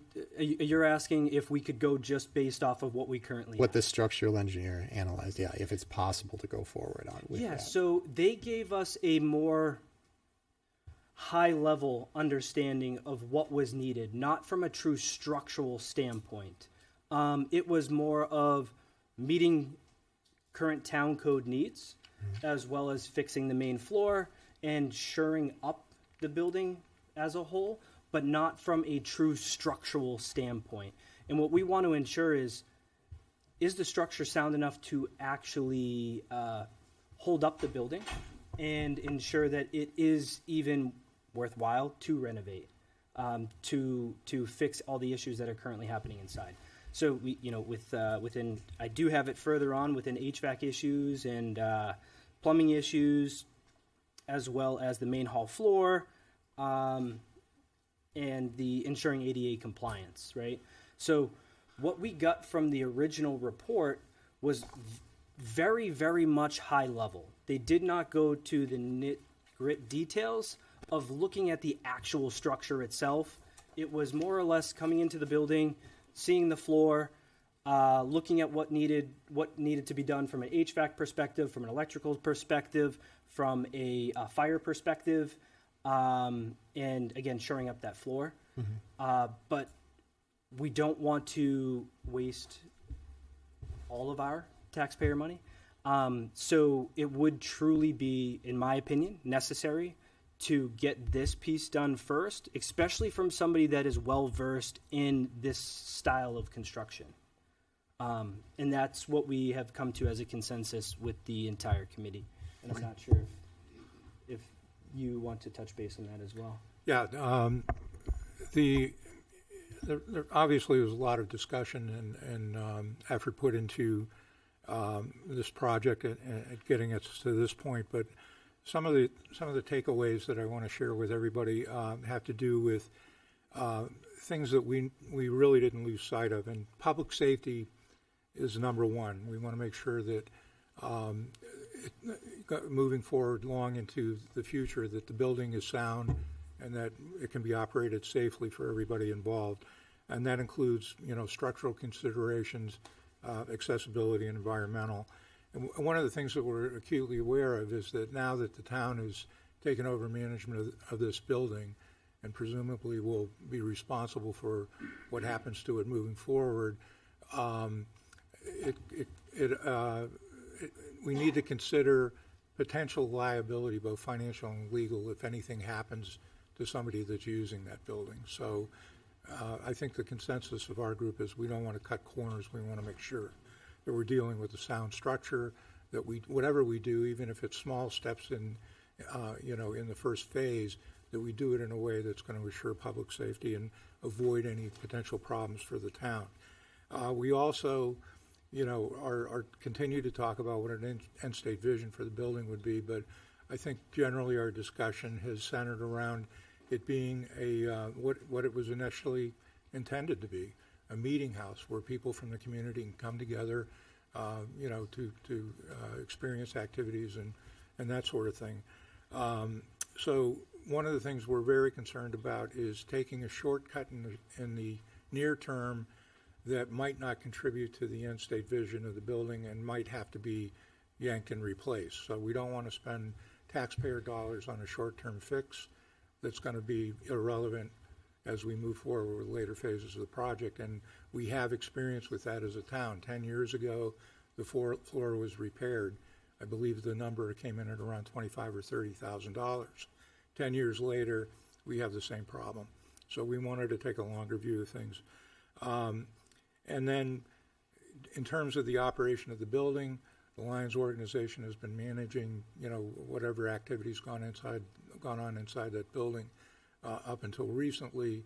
But we do recognize that if the town is making this available to the public for use, if it's being rented out for one purpose or another, that there is, a commitment required on the part of the town to oversee and manage that whole process. So I think what Derek's been pointing to is that we're really trying to make sure that the safety of the structure, safety of the building, safety of the features inside the building that accommodate the public are done right, and that we don't waste money or expose the town to any potential problems, keeping public safety top of mind. So what are the options going forward? Yes, most definitely. So we do have an option A and B currently set. So the one that is being presented currently is, again, opening up as a rental hall for the public use with no kitchen. Currently, it does have a kitchen in it. It would have to be renovated in such way to keep a kitchen. So this option is with no kitchen. The building would stay as it currently stands with just enhancements to ensure the structural integrity as well as of the building, as well as the compliance with the town code standards. It would allow it to be used for the public. And then again, the kitchen would be removed and allow for catering to be done. Some of the needs to do that, and again, these are the minimum needs from what we have seen thus far, would be some electrical work that would need to be done, some changes to the restrooms and plumbing, fire detection and alarm systems, kitchen removal, ensuring ADA compliance, HVAC, the main hall floor, as well as exterior water damage and any potential current rot. So that is option A. And then I will jump into option B. The A benefits. I apologize. So the A benefits, I do have some benefits and drawbacks. So current benefits would be, it is the lowest renovation cost option out of the A and B option. It is another space for public use, for rental. Another location that the town can use for a cooling shelter, warming shelter, etc. And best way to keep and preserve the town history. Drawbacks kind of go with the positives. It is another place for somebody to rent in town that the town currently owns. And it is a potential low and slow return on investment, so the ROI would be elongated out just due to the rental intake. And potential for the town to cover any maintenance and utility costs if there is low rental usage, and potential for pulling rentals from the Historical Society as well as the current senior hall. And So then I have a quick question on option A. So does the kitchen have to be removed, or could it be blocked off, sectioned off? Is there... So the kitchen itself as a whole, the room itself can stay. It's just, it would not have a kitchen in it anymore. It would be served as a... Prep area. Yes, prepping area. It has residential stoves. Yeah, it has. It currently has residential stoves and a residential fridge. So nothing that would be we're going way backwards. Like if we took a phased approach where we wanted to open it up first, and then we eventually wanted to get a kitchen, that wouldn't be an extraordinary cost to put that stuff back. Exactly. Okay, Exactly. that's what I was making sure. We weren't just removing... Correct. So yes, that room would stay. The only additional cost would be the cost of the appliances. Yeah.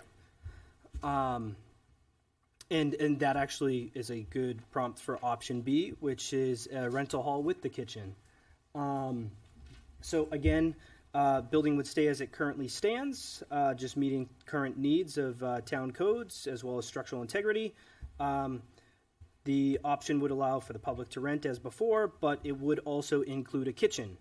Minimal needs, for the most part, are the same. The electrical, restrooms, fire detection, ensuring ADA compliance, HVAC, main hall floor repair, water diversion, exterior rot, but the addition would be kitchen. And when we say kitchen, it is bringing it up to the standards of required needs from a kitchen standpoint. So you would need a true range type stove with proper ventilation, with proper extinguishing abilities, and then you would also need to ensure that it does have the proper exiting of that area due to the fact that it is enclosed, which it does currently have 2 exit points, both leading out, one leading directly outside and one leading to the main hall.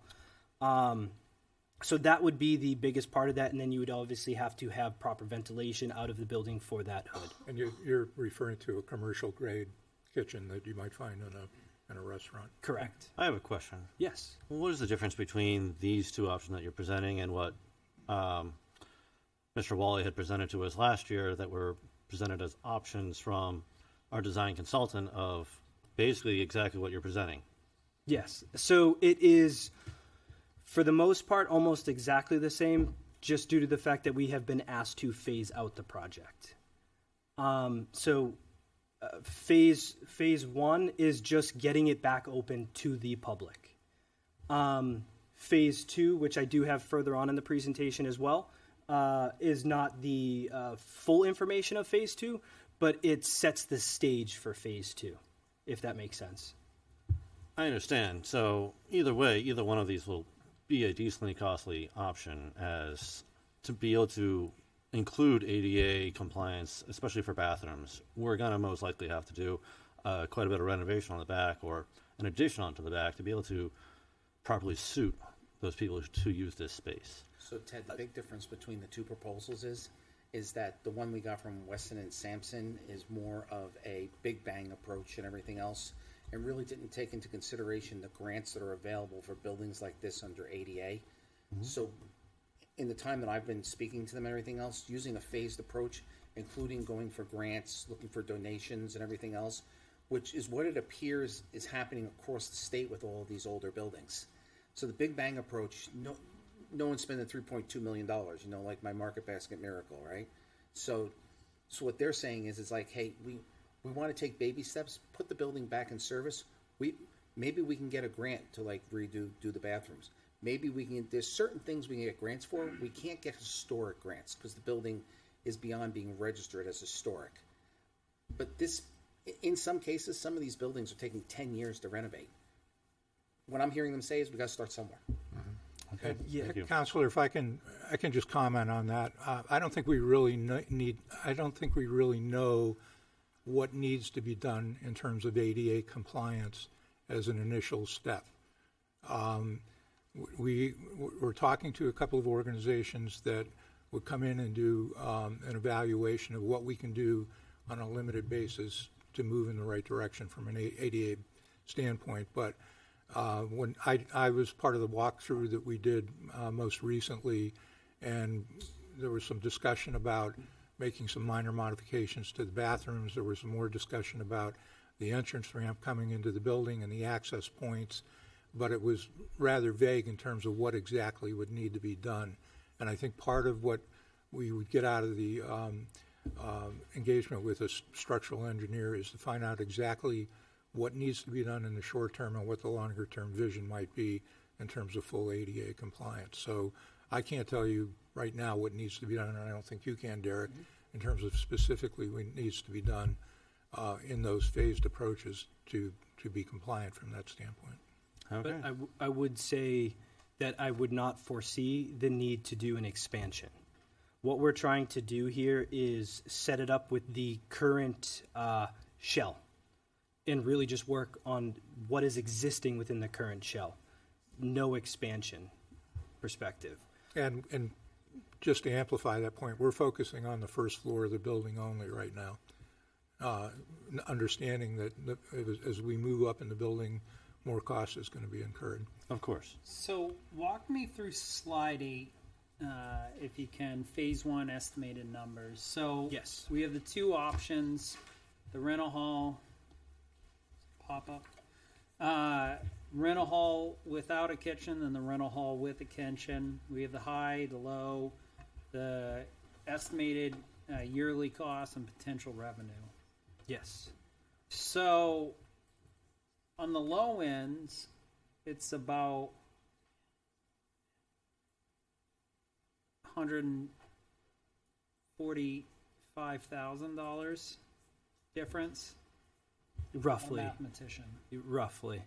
And then several more from the high ends. What do you mean high and low? Help define that. Most definitely. So we have taken the current numbers that were given, as well as, I believe, as I stated to the council prior, in my background, I have been the director of quality and operations for multiple large organizations, and we have done build-outs across everything from IVF to where places that I worked. I used to work in an IVF clinic, so we did build-outs of that. We did build-outs of manufacturing plants for medical devices, offices for medical devices, so on and so forth, and as well as electronics of medical devices here in the U.S. and outside of the U.S. So within my role of overseeing a lot of these expansions of our business, I have been able to see what potential costs could be. Even currently where I work, we are talking about putting on a 15,000-foot expansion to the building to add additional offices so we can move some potential manufacturing to the front side of the building for U.S.-based only. Those numbers are roughly anywhere between $3 million to $6 million. That is a full ground-up build, right? Full ground-up expansion. So in taking what I have for knowledge and knowing the current costs that have climbed, as well as using the numbers that were given by the previous engineering firm, this is how we came up with these estimated numbers. And I really want to put an emphasis on estimated numbers. These could come in potentially a lot lower, depending on the structural engineer and what they say would really need to be done from a structural standpoint as well as compliance standpoint. So really the next step, as I'm processing this information, I believe is that you need a structural engineer to come in to assess the property and the needs, and also help me out, to assess the needs of the property and get it back to a basic use. Correct. Okay. Correct. With having the foresight of what the building could potentially be used for. Do we have any estimates on how much a structural engineer, and was any structural engineer work done with the previous site renderings? Or Yeah, I believe, if I'm not mistaken, you could correct me if I'm wrong, but I believe it was it 25,000 that they had spent? I'm not sure, but I will say this, Mr. Chairman. We've been in touch with a firm based out of Portsmouth that Derek alluded to earlier that is involved in projects, restoration projects with historic properties like this. And they've offered to come on site in the near future to do an assessment of the building on a pro bono basis and come back with a proposal on what they see needing to be done, and also phasing the approach in a more granular level than we have been able to do. do they consider the previous work that was done through Weston and Sampson? Correct. So they have already been provided that to even start the conversation with them, so that they had an understanding of what they were potentially coming to. So they have been given that information, they have reviewed that information, and feel that it is best fit to have a second company, whether them or not, come in and do a true evaluation on with the knowledge of this style of structure. So, next steps beyond this, what is needed to happen? Beyond the structural. No, beyond, my apologies. Next step, at the end of this meeting, what, and Mike, help me out, please. What are the next steps from here? I think that, so a couple things. One is just to amplify the points that have been made here and to respond directly to the council's questions. I think, as I understand it, where Weston and Sampson left off was essentially where they're picking up here. Okay. I don't believe that there was any kind of an in-depth structural assessment that was performed by an engineer that was flagged as an item that would need to be addressed in the future. And that's where we are now. Is it safe to say, Mr. Town Manager, that, so I believe I heard you just say that this proposed other company is going to pick up where the other one left, the first one left off? This other company or some other vendor. I mean, Okay. it is a professional service. It's likely a professional service, highly specialized, where it would be a quality-based assessment that would take place. My understanding is that there aren't too many of these folks around, so we would work with the committee to make sure that this was the most appropriate option. But next steps are one, getting an estimate, and I think that can be secured in fairly short order. Two, making sure that we have a funding source for that. I anticipate that we'd be able to accommodate that. And then 3, they have an expiration date on them unless extended by the town council. And I think the council should give some thought to what happens to the committee going forward. So that decision needs to be made tonight? Not necessarily. Okay. Not necessarily. I have a question. Please. So you're calling your potential revenue here. Why are you predicting that an option with a full kitchen would generate less revenue than without a kitchen? Yeah, so because of the fact that the space is specific to the kitchen, we are basically estimating the fact that most people might want to have more room to bring their own food.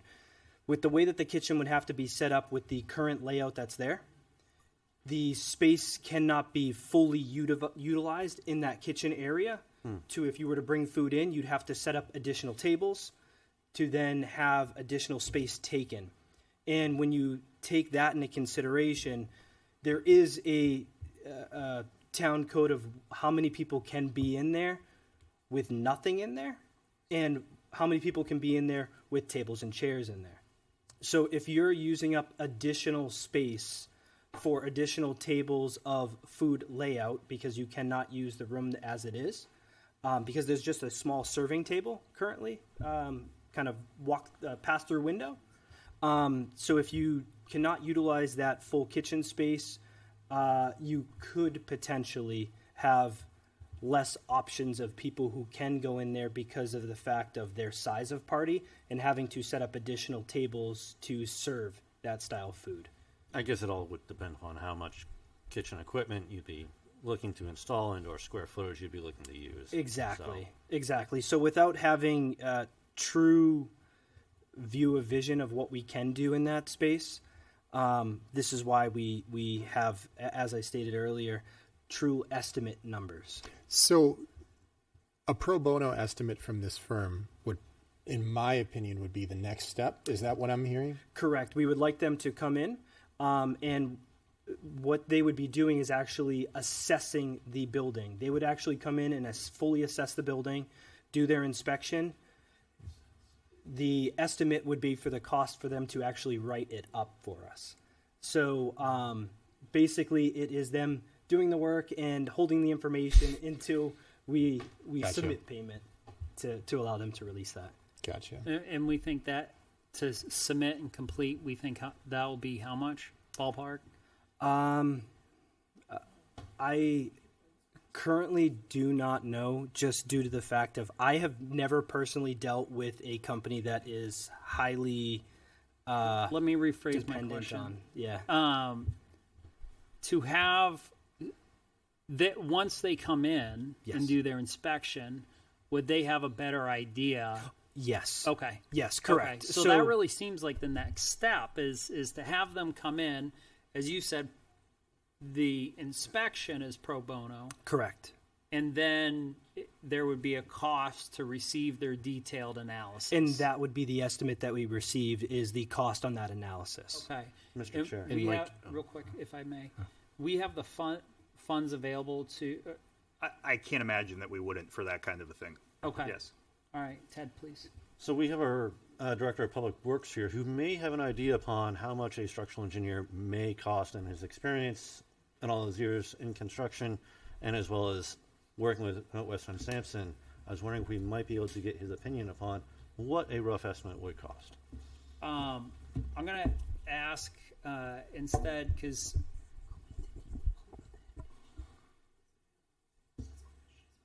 we're not in public comment. Can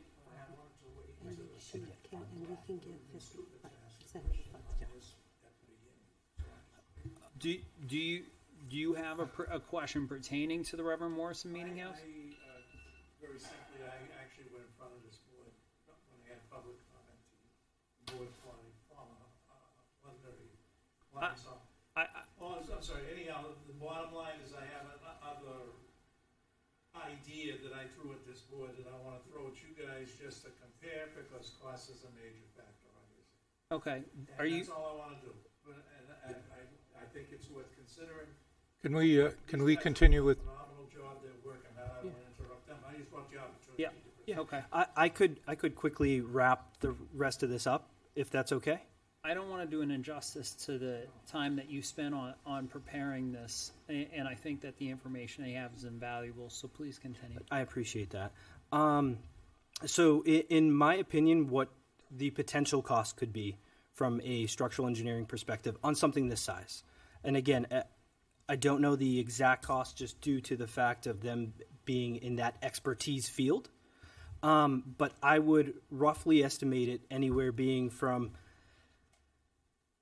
15 to maybe 30,000. Can we fundraise for that? We could. We also legally? Yes. And we also do have the potential ability to get that 50% funded from the state as well as a matching funds type. Okay. Due to the fact that the person that we have been talking with, and I'm sure any of her competitors that work in this space, there are grant type money available from the state of New Hampshire that would cover some of the cost of this up to 50%. So that is a huge piece. If we were to say even, $20,000, we would only have to ask for 10. Do you have the information of what that grant is? I do not. Okay.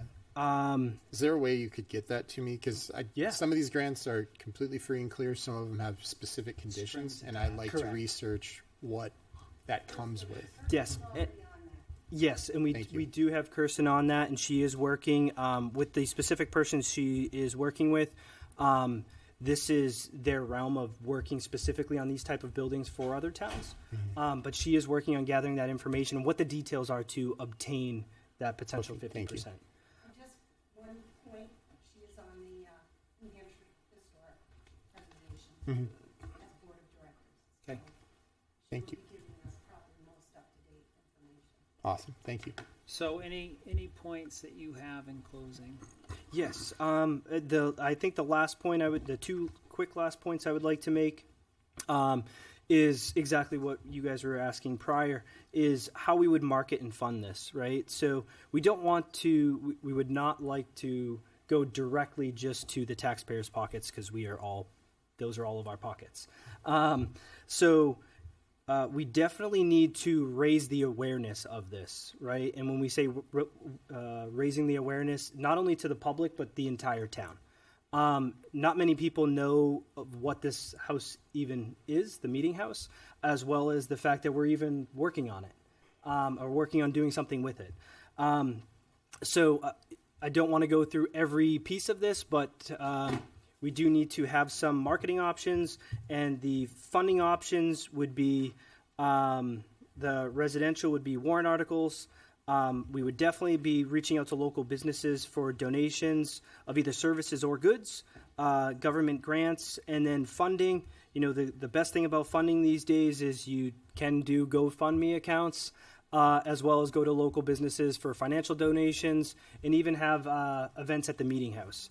And the best part about it is, we do have somebody that is also on the arts committee, and had worked on the concert at the Commons, and has done a phenomenal job in getting funds raised for that. So it's a huge asset to this committee as well. And that's how we would move forward to try to obtain funds, so it's not solely coming out of the taxpayers' pockets. I'd like to just commend you for that. Thank you for looking down all the available options. I think that's a phenomenal thing to do, so thank you so much. Thank you. I appreciate that. Good work. And then the last slide I'd like to present is just the phase 2 options, right? So we are talking about doing this in a phased approach, and we want to keep those options out there, right?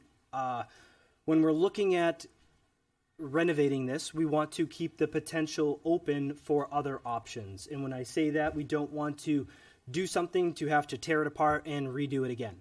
So when we do look at the engineering factors of what we would need to do and do the renovation, we will be taking the thought forward of potentially having an expansion of the hall on the back side of the hall to use as commercial rental, as it, something like a restaurant, some healthy food eating spots, something that can be utilized by the town, just as we do currently with some of the old homes that have been turned into restaurants and things around even neighboring towns.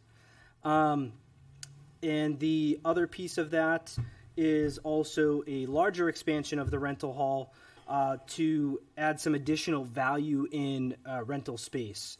And that rental space can be used not only for everything that it's being used for now, from small weddings to birthday parties, etc., but also with the potential of having performing arts done in there.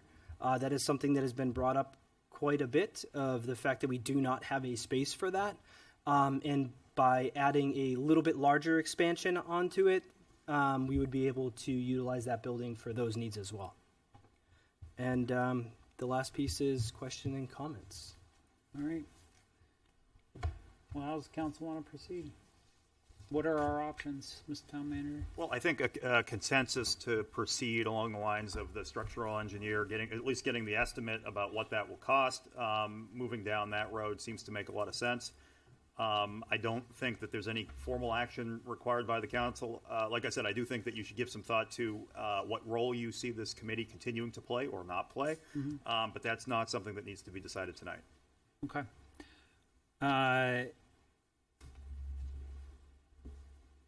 Any other comments from the council? What do you want to do? I think we should proceed with the structural engineer.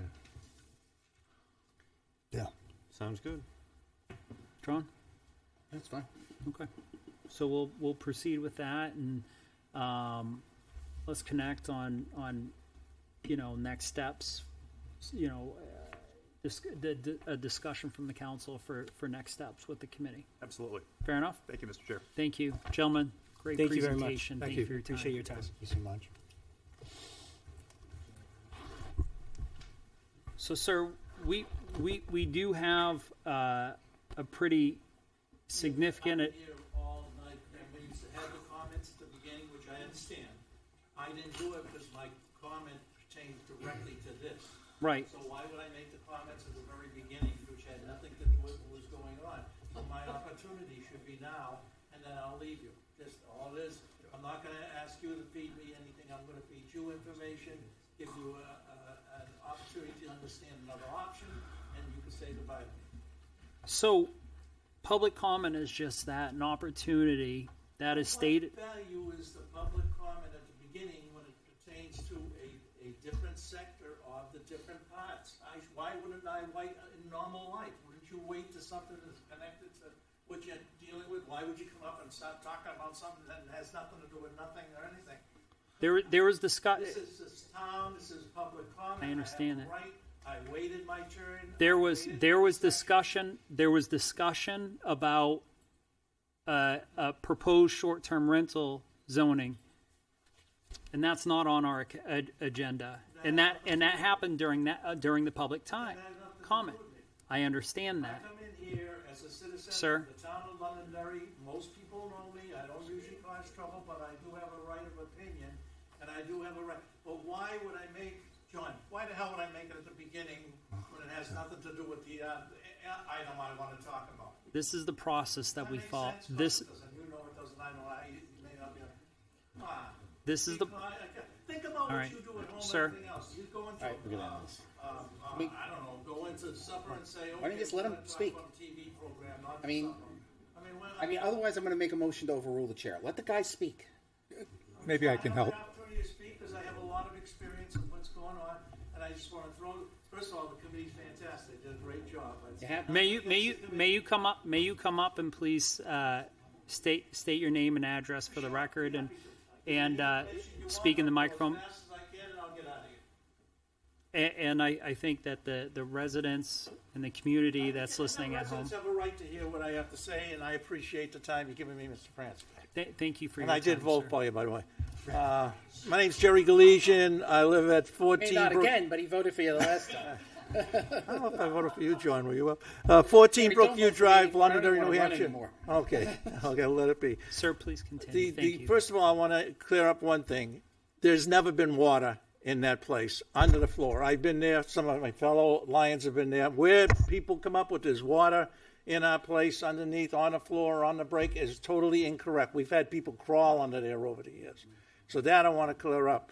Second of all the different things that we want for this building, for the public, for the general public, like the Lions have done over all the years and all the time. We've given almost $300,000 in scholarships for our town of Londonderry. And this is not a praise for the Lions. I'm just saying we've done a lot. We've had an open door policy. Oh, he's gone. Malaguti came and visited us at the Lions not too long ago, which was very nice of him, wherever he is. Thank you. And one of the things he mentioned was the fact that an open concept where the town can make use of the property. Well, we did that. Birthdays, anniversaries, weddings, groups of different nationalities, so forth and so on, politics, you name it, we had it in there. We also had in there for 6 months, the senior center was our place for free for nothing while they were doing what they had to do to that. Again, these are all facts. All I want to do is tell you we started this problem off when we didn't have the money because it was $7,000 at the time because of the floor unfortunately caving in. We had nowhere to go to get it other than with the town, and that's because the company went out of business, blah, blah, blah, blah. So I'm trying to go as fast as I can here. Now it's so the bottom line is what I'm saying. An idea would be financially, so it won't be on a taxpayer who has not had to pay much of anything there for 52 years, and all of a sudden they're going to have to pay money because somebody or something will have that building doing something with it.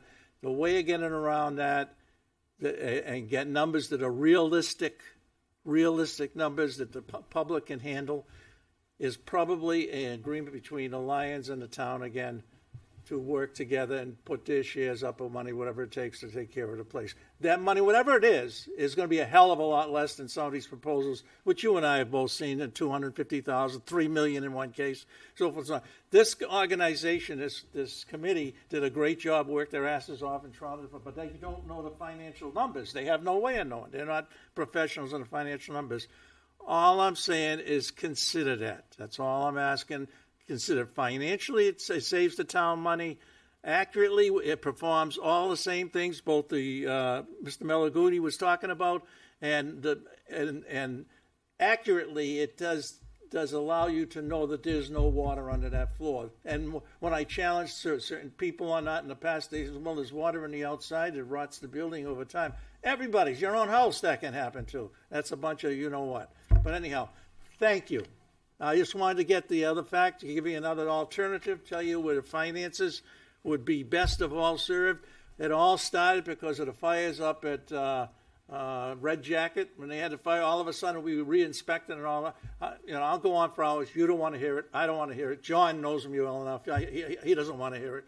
And I wish you all have a good beer tonight. Enjoy your night. Gary, I wanted to thank you for your time and You're for your my comments. pleasure. My pleasure. And my apologies for the mix-up earlier, That's and okay. I appreciate I just didn't it. see the logic of bringing this up at the beginning, which had nothing to do with this particular aspect of the articles. That's all. Thank you, sir. Mr. Chairman, can I briefly? Please. First of all, I want to thank the gentleman for participating in a number of our meetings, and we did take his suggestion under consideration. But I also, I'm not a lawyer, but I think we've crossed over a threshold as a town in terms of taking control and responsibility for that building. And one of our major concerns is that we do this right and that we don't expose the town and the taxpayers to any financial or legal liability because of what might happen to somebody coming into that building moving forward. Thank you. Thank you. All right. Anything from the council before we move on to the master plan update? All right, seeing none, we have Mr. Butler and Mr. Pinta from the Master Plan Steering Committee and the Planning Board Chairman, if I may, from your respective committees. Do you have a presentation for us? All right. Good evening, Mr. Chair, members of the board. Joining me tonight are my dedicated leadership team from the Planning Board, along with members of the Master Plan Steering Committee behind me. At the last town council meeting, not the last, but on the August 12th town council meeting, it was requested that the planning board visit to address a crucial question. Why have we chosen to pursue the master plan instead of simply updating all of our regulations? Actually, the question was a little bit different than that since I asked it. The question was actually, why are we doing the master plan instead of the ordinances? Why aren't we prioritizing the ordinances first, which will affect the master plan? Thank you. As many of you are aware, I was honored to be unanimously elected as chair of the planning board this year. On the night of my acceptance, I committed to two primary objectives: conducting a thorough review of our current processes, procedures, and regulations, and updating our 2013 master plan. I recognize that both of these tasks will not be easy. To answer the council's question, I believe the response is relatively straightforward. According to New Hampshire RSA 674-1, the duties of the planning board are clearly outlined. Section 1 states, "It shall be the duty of every planning board to prepare and amend from time to time a master plan to guide the development of the municipality. This includes considering areas outside of our boundaries that may impact our planning. Importantly, every planning board is required to periodically update the adopted master plan with funds appropriated for that purpose by the local legislative body." Until this year, no action had been taken to fulfill the wishes of our voting public, who have allocated funds for this very goal. I believe it's somewhere between 65 and 70,000 so far. So, what is the purpose of the master plan? The first section of New Hampshire RSA 674-2 states, "The purpose of the master plan is to set down as clearly and practically as possible the best and most appropriate future development of the area under the jurisdiction of the planning board, to aid the board in designing ordinances that preserve and enhance the unique quality of life and culture in New Hampshire, and to guide the board in performance of its other duties in a manner that achieves the principles of smart growth, sound planning, and wise resource protection. The year 2013 is not a reflection of our present reality. Londonderry has transformed significantly over the past 12 years. For the planning board to effectively redesign existing ordinances and regulations, we must have a clear and current plan. While I acknowledge that we're approximately 80% built out, to Mr. Farrell's point, I cannot in good conscience initiate substantial regulatory changes without an updated master plan. We need to understand the current desires of our community for the future of Londonderry. Through our master plan committee, we are actively seeking this input. A refreshed master plan, informed by community feedback, will guide the board and staff in shaping the remaining 20% of our development. I recognize that our resources are very limited, and the planning board is aware of these constraints. However, through collaboration between the board, the committee, and town staff, we are confident that we can update the master plan while simultaneously addressing any necessary regulatory changes identified throughout this process. While we know it will be challenging, we're committing to tackling it together. Our master plan steering committee has diligently gathered public input through our survey, and I hope you have all participated. Mike has the statistics up here. I'm gonna let Jeff go through what our current statistics are. Thank you, Mr. Chair, and members of the Town Council. Thank you for this opportunity to kind of share where we are right now. Back in the end of August, middle of August, we launched a community survey that was designed to provide the first phase of collecting data for the master plan that looked at community vision, land use, and transportation. We were told at the time that we'd be lucky to get 500 respondents. As a committee, we basically said hold our water, and we have 1,219 responses as of today at 10:30 a.m. And this is this is where we have to absolutely acknowledge our community volunteers who have put in significant hours. We have 10 members on our committee with posting on social media, attending events, and encouraging participants to share their feedback, to share their vision for Londonderry, to share how they you want the community to look and feel. Our goal as of last week was 1,000. Now this survey is going to be open through October 4th, and we're looking at 1,500 to kind of close it out. From a percentage standpoint, that's high. With the folks that are with our residents that we have that participate in our survey, 18 plus. It's a higher percentage than other towns that have been in this predicament. Again, kudos and all the work and heart and kind of commitment absolutely goes to the committee, who's since August have met weekly, and then we scaled that back to bi-weekly. It's a very much a community-driven affair. Mike, if you could go to the next slide, and we'll basically. These next slides will demonstrate who has responded. Obviously the majority of respondents are from full-time residents.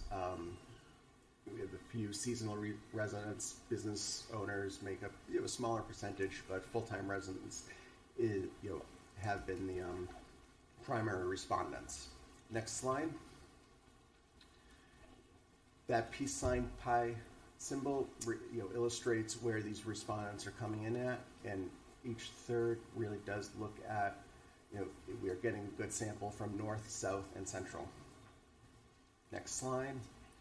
Majority of respondents own their home or rent in the, own their home. We have some that obviously rent in the community, living with family and friends, and then other, other respondents as well.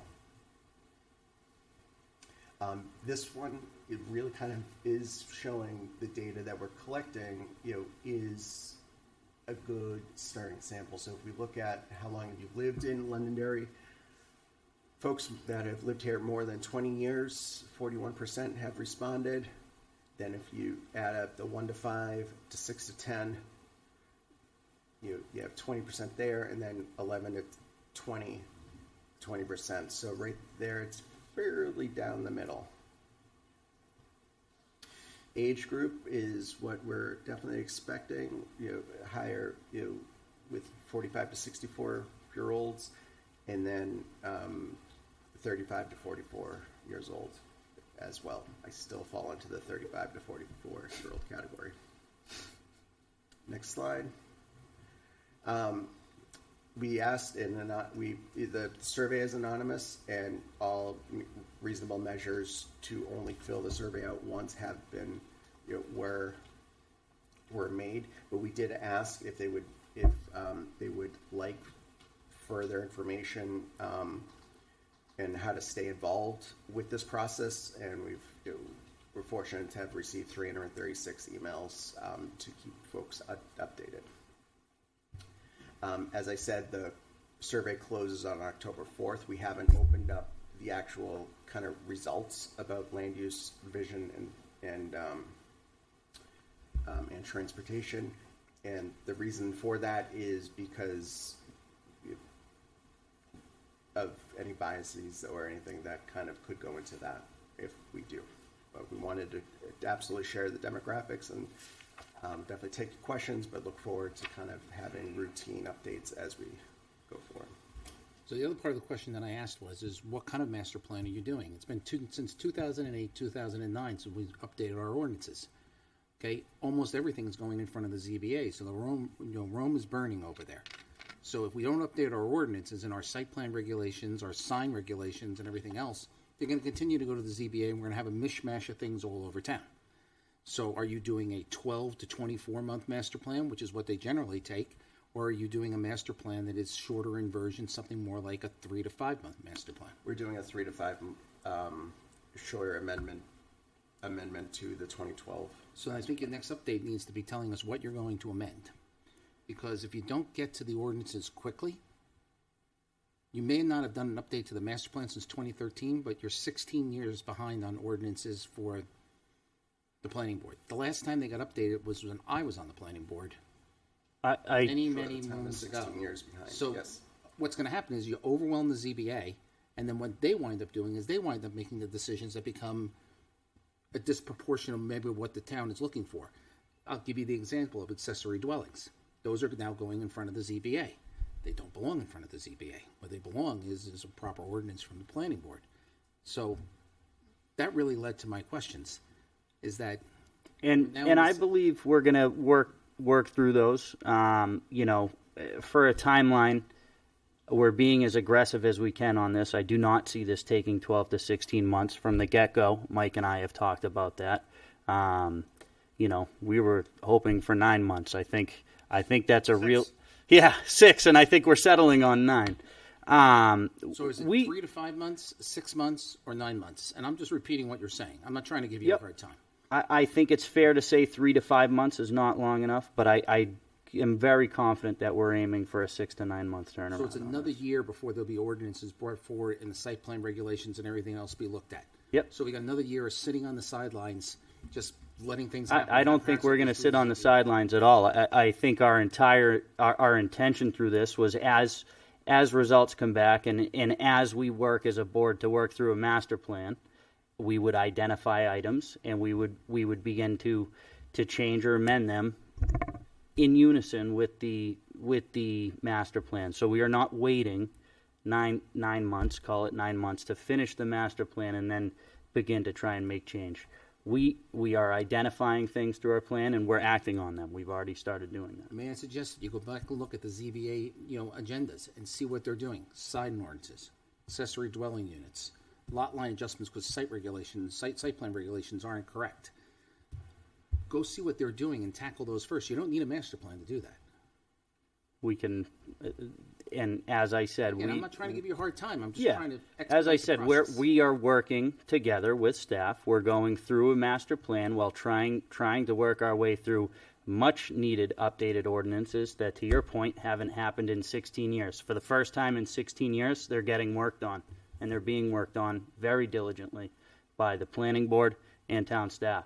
It's not going to happen overnight. The planning board feels a very important role to that is a master plan, because helping to identify some of those necessary changes may come out through the master plan. Well, as one town councilor, I'd like to see you come back with an update of what ordinances you're working on, because we're the ones that have to approve them and know what's coming. I'm sure we could work with town staff to put something together. Yeah. I think that's reasonable to partner with town staff and then come back with, here's an idea of what we'd like to work on, so we can start doing our prep work as well. And not to...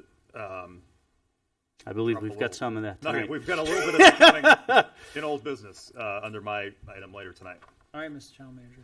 Is there anything else that you gentlemen would like to add? Before I close up here, I'd like to know if any of our fellow board members have anything they'd like to add into this. Mr. Rugg.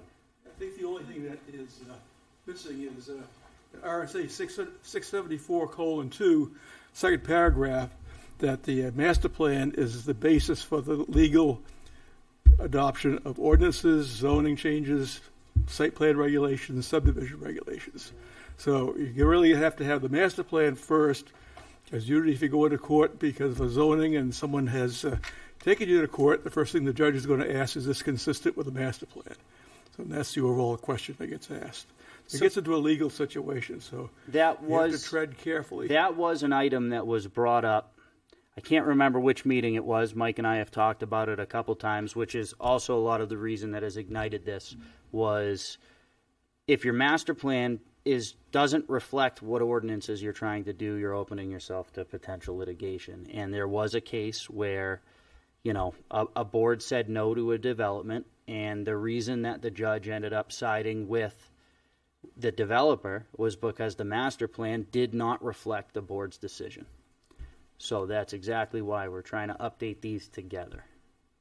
Okay. All right. Just in closing, I do want to echo something that the town manager said. I believe it was the last meeting with regards to the planning board and town staff. We are working together very well. I think he had kind of positioned it as we've never worked better together. I would have to agree with him. this is everything that's going on is taking a lot of effort, and all the staff is embracing it and doing everything that they can to help the board out as well. And I think in the past, 5 or 6 months, we've made some good progress, and I do think that's going to continue as we're just starting to get our feet wet here. I appreciate the efforts on the town and the boards on getting where they need to be, and I think that at the end of the day, you have to go uphill a little bit, and I think that has completed. Mm-hmm. We are concluded with that, and it's not easy. Just like this. Well, he's Irish. I'm Italian, so we sort. Are you Irish? No, not at all. They call that a mixed marriage. So But he can be for this conversation. I do appreciate the work Thank that you all have put into this, and continue to encourage healthy conversation, reasonable conversation, and we look forward to future presentations from your committees, and also to your committee members that have patiently sat here for 2 hours and 20 minutes. Not real patiently, but I would beg to differ. I appreciate just the commitment to the town and to the process and support that you all put into this. I personally thank you for that. Absolutely, I second that. I don't know all the answers. I promise you, I don't know None of most. us However, I think together we can put our heads together and come up with a good product. So, gentlemen, thank you. Board members, thank you as well. And I would like to say, just having the pleasure of being on the planning board and on the master plan committee, I see all the heart that Jeff puts into this in gathering the feedback from Absolutely. the community. I see all the speed and urgency that Jake wants to put through and get some of these changes in here. And I know this has been, a long time before we refreshed both the regulations. John's right. The ZBA is filled with stuff that needs to be fixed. Absolutely. But you guys are jumping on it. I love seeing it. And I just, love seeing both of you work. So we like you at the planning board, so it works out good. Pleasure being here with you. Keep up the good work. Thank you. Thank you. Gentlemen, thank you. All right, Highway Safety Grant Resolution 2024-25, acceptance of unanticipated revenue under RSA 31:95B, Section 3A. Mr. Town Manager. Mr. Chair, extra patrols, some traffic enforcement work that this money will fund and facilitate. All right. Council.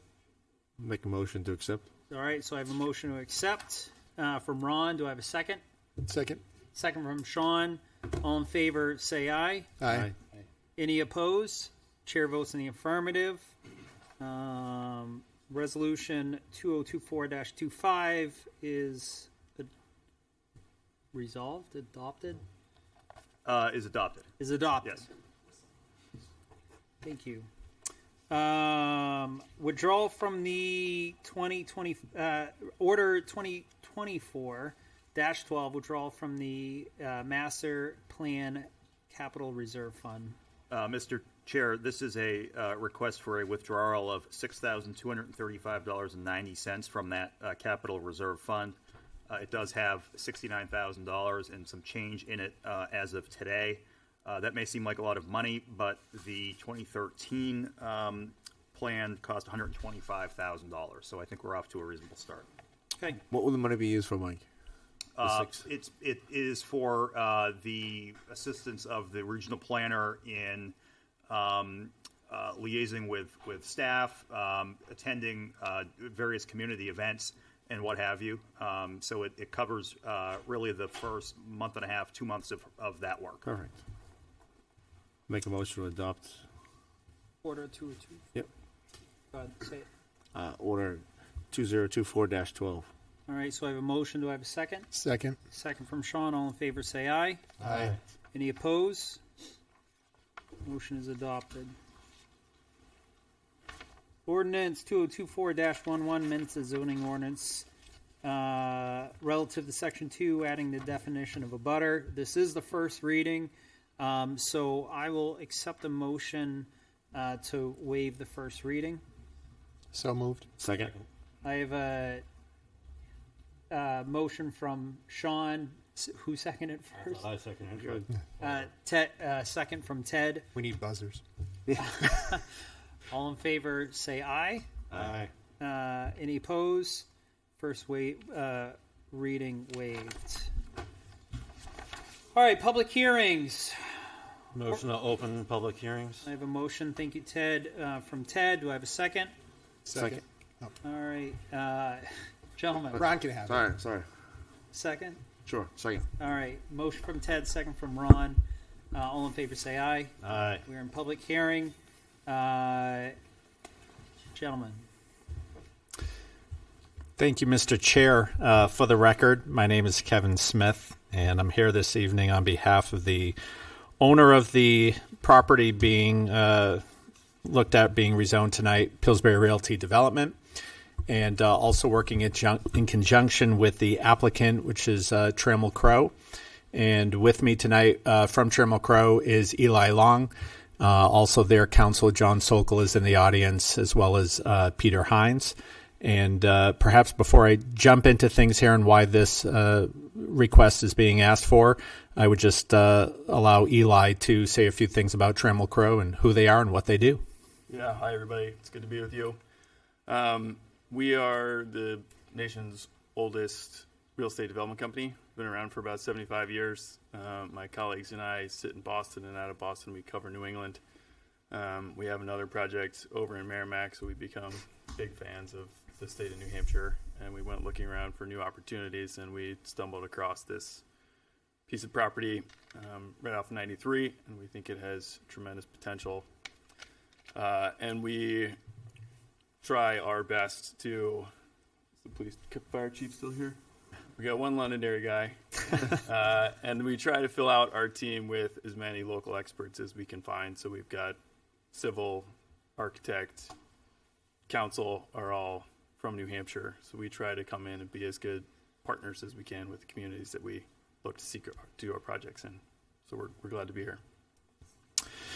So Pillsbury Realty has recently entered into an agreement with Trammell Crow to develop approximately 113 acres to the south of where the new Old Rum Trail exit 4A is going in. So the new exit bifurcates the land into roughly 113 acres to the south and 86 acres to the north. And the rezone we're looking for here this evening is on a portion that's approximately 28 acres. And really, this perhaps is something that should have been cleaned up at the time when the Woodmont Master Plan was being approved. It never was. But Mike, could you put up the existing underlying, not the underlying, that one there. No, you just had it. So this is the existing zoning that goes over the underlying zoning. This is the PUD zoning, which does not allow for mostly any industrial uses with the exception of research and development. However, the PUD does allow for the land to be developed using the underlying zoning. Mike, if you could go back to that last picture. And so you'll see that just about all of the land at Exit 4A is currently Zone Industrial 1. The one piece that isn't is that Pillsbury owns is that 28-acre piece there that's currently zoned residential. And Trammell Crow is contemplating utilizing the underlying zoning for their development for things like advanced manufacturing, logistics, life sciences, some of those industrial uses. And so we're looking to make this whole parcel congruent with the rest of it by zoning the underlying zoning of that parcel to Industrial 1. This was recommended by the planning board. A couple of the issues that came up were the residential parcels to the south there.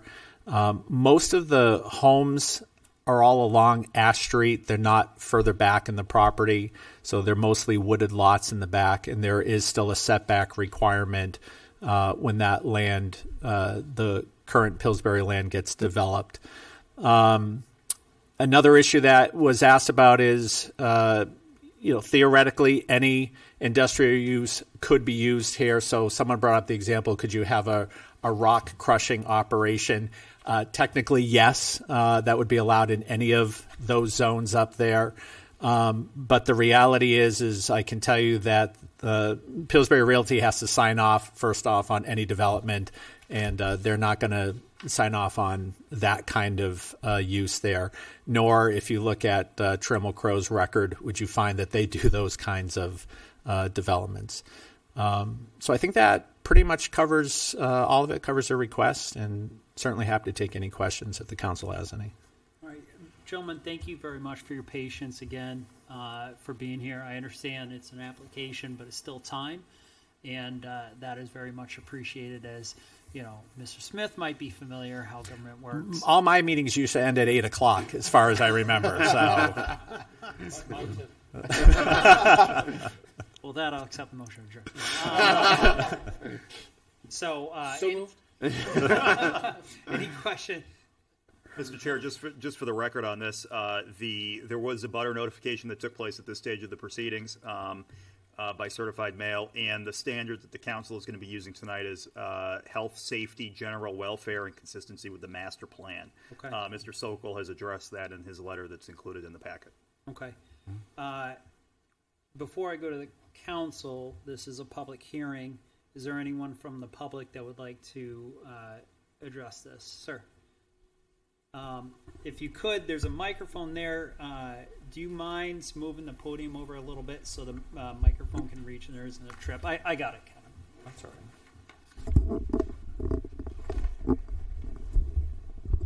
Thank you. I don't live, John Wilson, London area, New Hampshire, Tranquil Drive. I don't live in that area at all.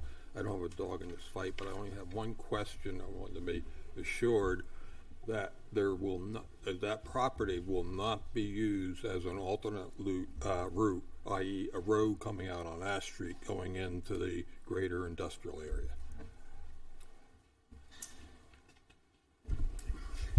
I think the town has to.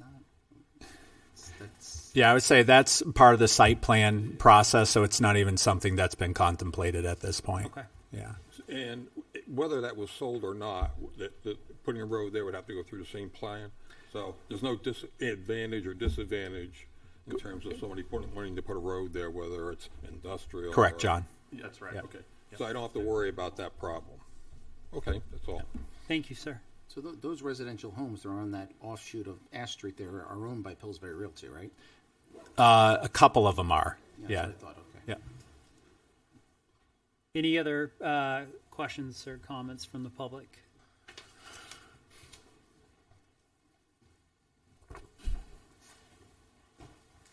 Stephanie Miville, 15 Rain Tree Drive. I'm not in a butter, but I'm curious. I'd have to go back a ways to kind of remember the Woodmont master plan. Why was this particular 28 acres left off of the zoning of industrial at the time? I don't know. I can't speak to that only because I came in right when it was being approved. Art? I certainly wasn't here. I'm probably the only one. Yeah, I was the only one here. I've got to believe there was a reason, but last year I sat through a meeting. I don't think there was any reason. I mean, what the overall concept of the master plan is that we placed the district over existing zoning, not taking into account what each existing zone would be, so that the concept of it was that it made sure that everything was going to come back to the planning board and come back to the council, so that we got the proper kind of development. There's probably other zones within the Woodmont master plan that have the same issue, would be my guess. Mm-hmm.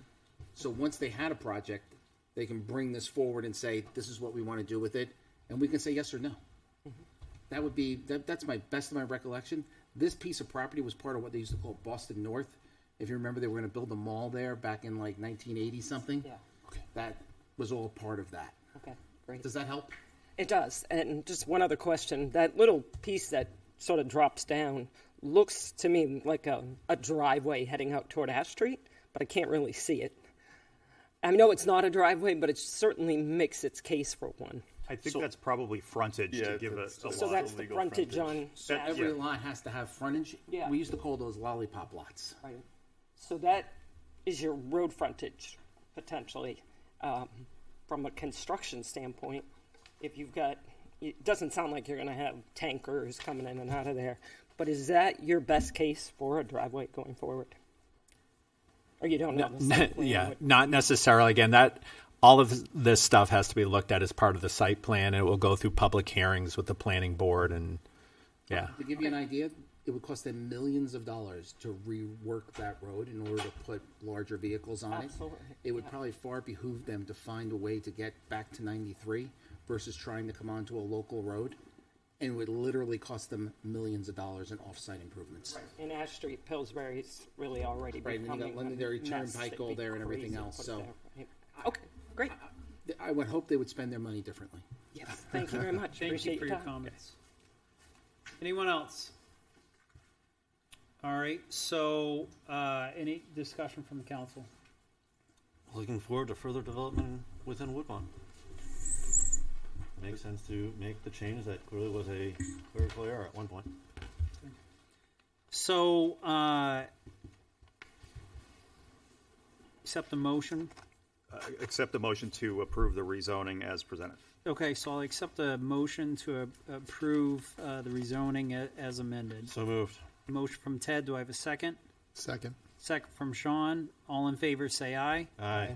Any opposed? Chair votes in the affirmative. Order is adopted. thank you. Thank you. Gentlemen, thank you. All right, we're still in public comment. Ordinance 2024-10, an amendment to the Municipal Code Title II, Traffic Safety Code, Chapter 4, Speed Limits, Trucking Regulations. Mr. Town Manager. Yeah, Mr. Chair, thank you. With the caveat that we discussed earlier, that we're gonna look at, we're gonna notice this up for additional changes that might be required in the future to these two chapters in the Traffic Safety Code. This simply effectuates the council's earlier decision to lower the speed limit on Gilcrest Road to 30 miles an hour. You will recall that I advised the board that there was a process that needed to take place, and that while we're at it, we ought to look at this and make sure that this list that hadn't been updated for like 15 years is accurate. Well, we've done that. We've worked with the police department. Cameron has done good work coordinating that process. So the only substantive change that you'll see in there is that update to Gilcrest Road that came at the behest of the planning board as the council amended it, if you will. And the other change is the posting of Griffin Road against through trucking. That I think was discussed at the same time. So really, this is just implementing and making legal decisions that the council has already taken. Okay. Any public comment regarding this? Name and address, sir. Tony DeFrancesco, 1 Cheshire. A couple things. One, I have another name that your public works director calls me stop sign Tony. I will tell you that this is a great start. Having the speed limits reduced on many roads and having them actually cataloged again and updated and whatever. Seem to be doing a lot of updates from things that haven't happened in 20 years. But understand, this is just one small step. I came out of Concord, the football game of Concord, and I counted them because my name. I stopped at six stops that had stop signs that had no connecting roads going the other way. So no cross streets? No cross streets, thank you. It's getting late, So I'm just saying that we keep hearing about, stop signs don't control things, whatever. No matter where I travel in New England, all the cow paths, like we have in Londonderry, have lots of stop signs on them to control the speed of traffic. So this is a good sign. This is a good start, but we're going to come back and you're going to see this again. My second comment that I probably should have said in the beginning of the public comment was, I will tell you that ever since your town manager that works for you started wearing 7 hats, a lot's getting done. I'll let you take it from there. Yep. Thank you very much. Thank you. And I would beg to. Was that a compliment? Like it. Was that Tony? Stop sign Tony, yeah. I would beg to Right, differ. note that in the minutes. Right. Jeez, that doesn't happen down here too often. I'd beg to differ more than 7 hats. I'm just checking your fuel gauge, making sure it's That burned you out yet. Absolutely. So, discussion from the council. Anyone else? My apologies. Anyone else from the public on this? All right, council. Motion to approve ordinance 2024-10, an amendment to the municipal code, Title 2, Traffic Safety Code, Chapter 9, Speed Limits and Trucking Regulations. All right. So I have a motion from Ted. Yeah, one second. Do we have to approve this tonight? No, you could continue it to next time if you wanted to, and we wouldn't renotice it. And if we continue it next time, can we just add West Road to it? Yeah, I think that would be fair. Absolutely. I mean, I think it's just I'm loath to slip it in without talking about it, but I think that would be perfectly appropriate. Okay. So Ted, I'm willing to amend my motion to just withdraw. Withdraw and motion to table this to include West Road with the proper notification to abutters along West Road. I'm just trying to save you a hat. That makes good sense. I don't think I've ever seen you wear a hat, but it's because they're all up in the air. Oh, jeez. Do we need a vote? No, you just tabled. Yeah. All right. So we'll table it. Perfect. Okay. All right. Close the public hearing. I have a motion to So close moved. public hearing from John. Second, sorry. from Ted. All in favor, say aye. Aye. Any opposed? Chair votes in the affirmative. All right, old business. Possible legislative changes. Mr. Town Manager Ron Dunn.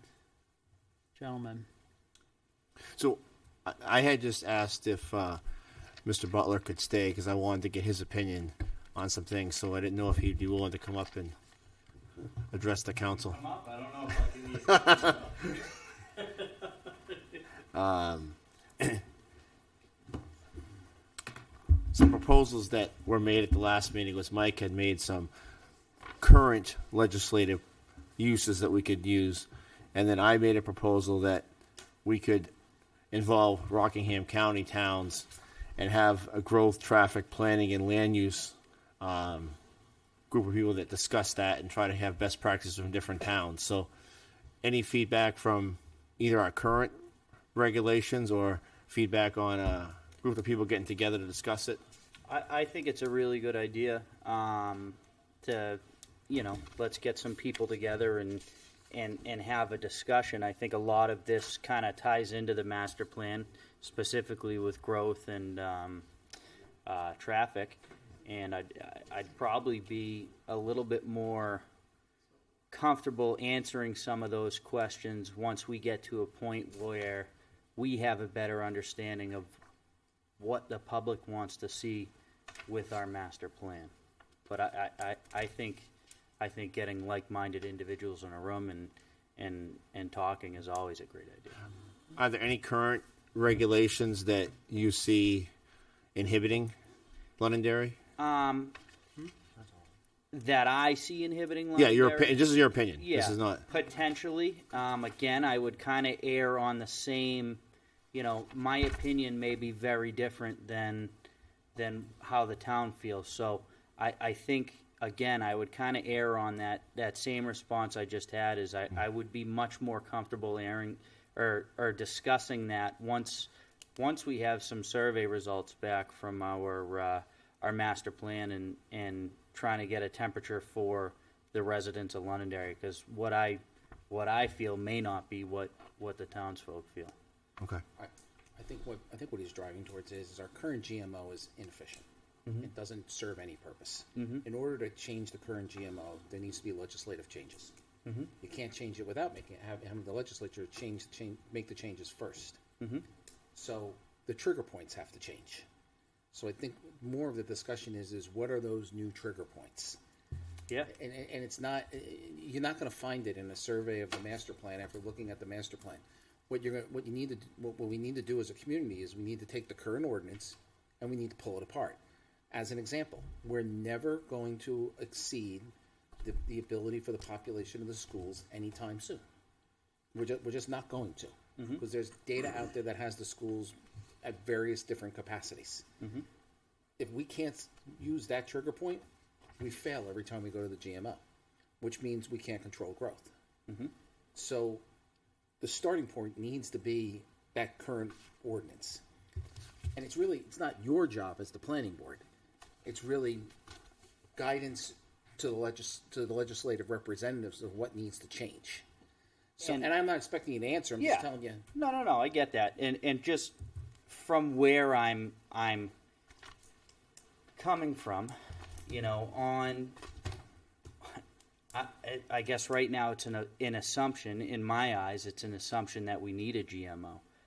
Why I'm saying I'm hesitant to answer that right now is because, for all I know, the results of this come back and people say they want more housing and more housing and more housing. The GMO doesn't work statewide. So you can't change it. The state dictates it. Fair. That's fair. But that's why I'm reserved to giving an answer. Yeah. Off the record, I'm gonna tell you a joke. All right. but I won't do it here. Thank you for that. Yeah, I was just basically looking for your opinion. Any feedback you have. If the master plan comes back and you want to give further input, I would appreciate your input from the planning department. Absolutely.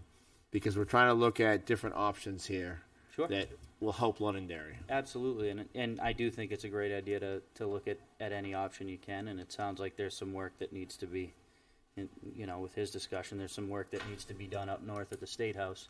So I think it's certainly worth a good conversation. As an example, we have an inefficient transportation system available to an aging community to be able to, move within, to be able to sustain their value of life. Mm-hmm. Another one may be is that, are our life services equipment up to the standard they need to be in order to continue to accept the growth of the community?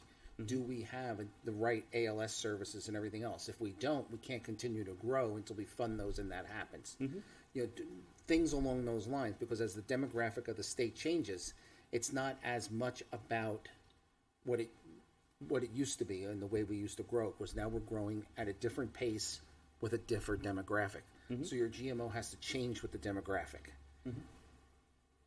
You're going to find some of that, but you're not going to find the pieces that are going to be what gives you the quality of life. That's what drives the GMO. Yeah, so when you're thinking about it, those are the things to kind of put in the back of your head. Sure. It may be along the lines of that, you need to have better library services, because library services aren't only about books anymore. It's really about getting access to, artificial intelligence. I'm making these up as I'm going. But because artificial intelligence is what's going to drive the learning capacity going forward, of the entire community. But it has to change. It hasn't changed in 35 years, much like our other stuff. Slowly finding out there's a lot of things that haven't changed. It's the old saying, if it ain't broke, don't fix it. So I guess what I would ask is this is going to be a slow process, because December 6th is when, the new legislator gets sworn in, and when bills happen is in January. So we got time. If you have any input in between then and now, please give it to me. I'm going to submit a bill that will allow us to have a committee to at least maybe get together the communities in Rockingham and get best practices. Absolutely. And any input you have, that would be appreciated. Sure. Absolutely. And I do appreciate your reservation and waiting for the feedback of the community, because that's what this is about, not our own personal opinions, but what the community wants. Correct. And so I just want to thank you for that. Thank you. I appreciate it. All right. I didn't know. Do you want to add anything else, Mike? Or, no, I mean, I think that I thought I appreciated the conversations that we had. I think that when we look at and I'll talk about this a little bit in a minute, but when we look at the rapid growth that's occurring in southern New Hampshire, that is fairly unique in terms of the rest of the state. And I think that there are communities around us who, and I'll talk about that as well, that have made changes, and some of them work and some of them don't. But I think it would be important to have those conversations with communities that are experiencing a lot of the same rapid growth and the challenges that come with it. And so I think something targeted there would make a lot of sense and help us identify those state legislative changes that would give us more tools in the toolbox. Absolutely. Okay. More stop signs. Stop sign, Tony. Slow them right down. So thank you, Ms. Miller. I appreciate Not it. a problem, Mr. Dunn. Thank you. All right. Anything else from the Good. council? No, right now. Okay. One quick comment. Ron, on that committee with Rockingham County representatives, I would also encourage maybe Wyndham and Pelham, just because they are 93 corridor communities that are, a lot to do with absolutely what we have in this Very area. similar situation. Yeah, Yes. that's a very good that's point, good. Sean. It's very good. Very good point.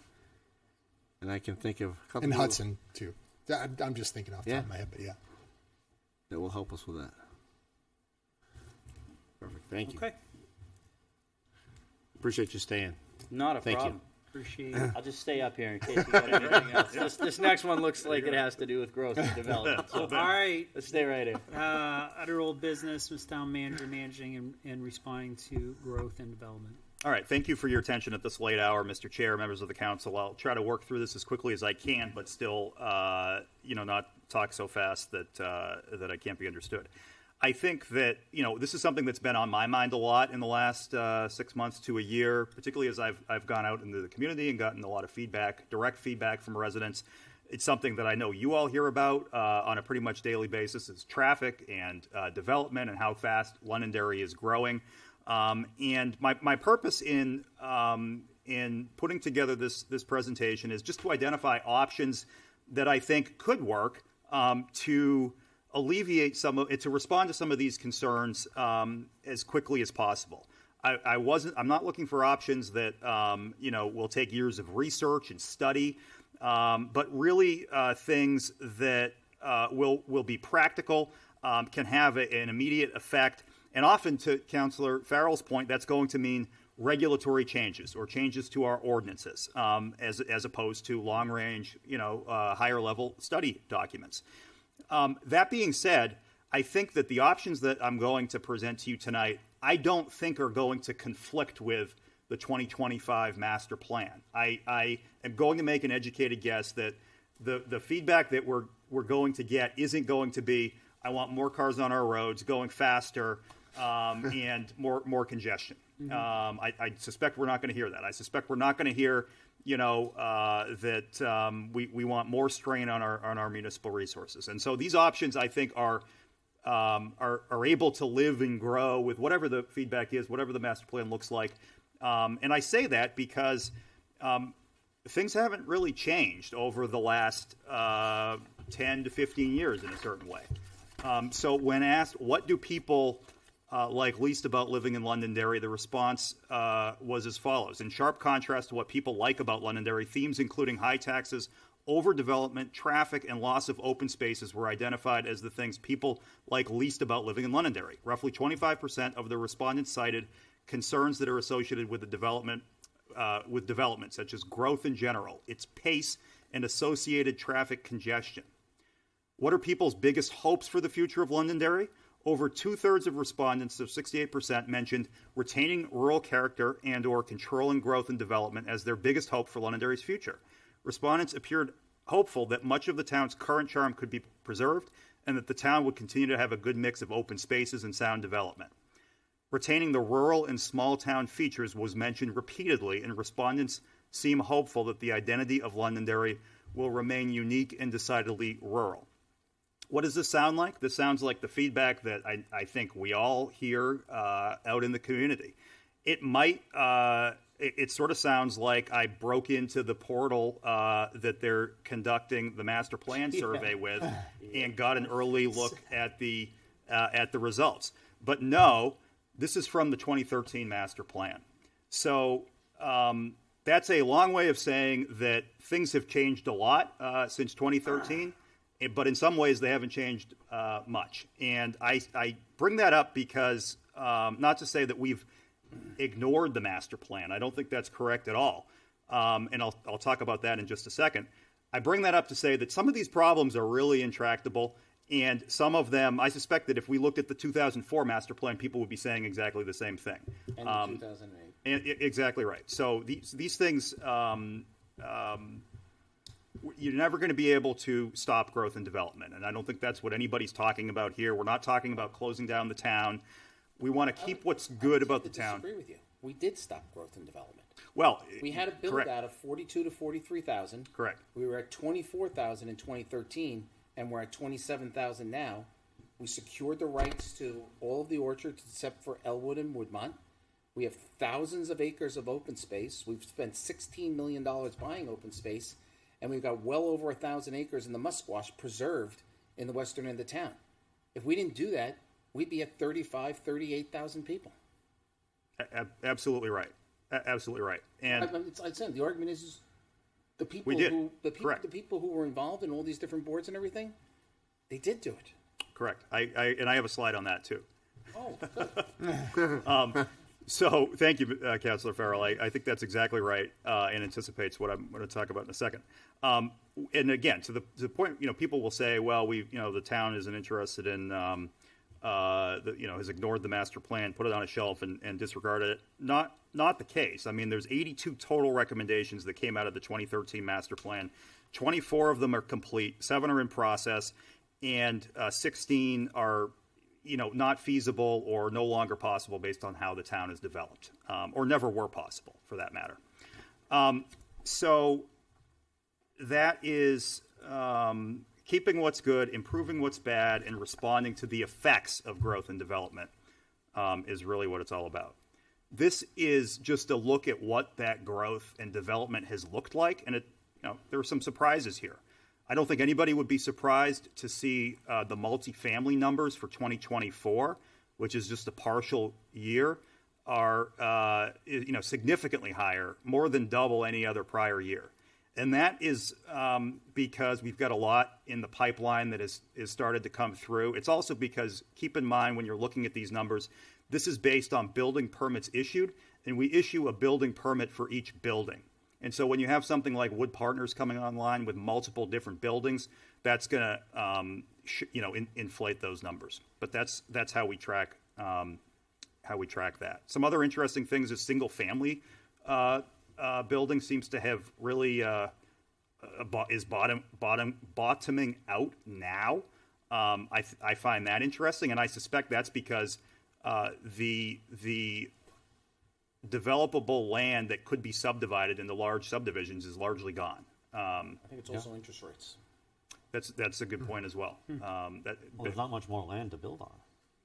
Like cost of building material. They would find a way to build on it if they could do it, with. No, we're feasibly manageable, yeah. I mean, I just noticed another development going up, off of Hardy Road. There's a big sign there that says Morrison Estates or something like that. I saw that.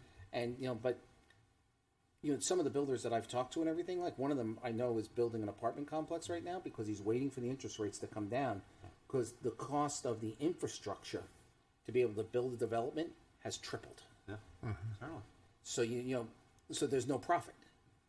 And if people aren't, if people can't get a loan to pay the $800,000 he wants to pay for the house, he can't pay for or she can't pay for the infrastructure. So that's also, I think, part of what's driving that number. Infrastructure, I think, is probably the biggest factor driving that number. I think if Mr. Slater's back there, he would agree with me.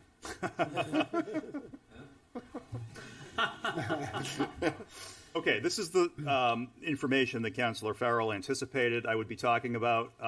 We did not coordinate beforehand. What are we already doing? This slide is entitled Using the Tools That We Have, because I think that there's a lot of tools that we have used and are using. There's some tools that we have but we're not using, and then there's some tools that we need. What are we already doing? Right up there at the top is funding the Conservation Land Acquisition Fund. This is something that I think it came out of the Open Space Task Force, probably was being done before that even. But we are currently sending the first $100,000 and then 40% of the balance of all land use change tax receipts to the Conservation Land Acquisition Fund. This is something that my administration has gotten more aggressive about, is chasing those land use change tax receipts. And it's been successful. It's allowed us to conserve the land right over there next to Town Hall. What was formerly part of Max is now Sunnycrest. Lithia Springs, Merrill Hill, Griffin Road. That's 175 acres of land that has not only been removed from development potential, but also conserved, and all of the benefits that go with that. $3.7 million spent since 2018, and we've got another $750,000 coming into the Conservation Fund soon from the Gilchrist Road transaction.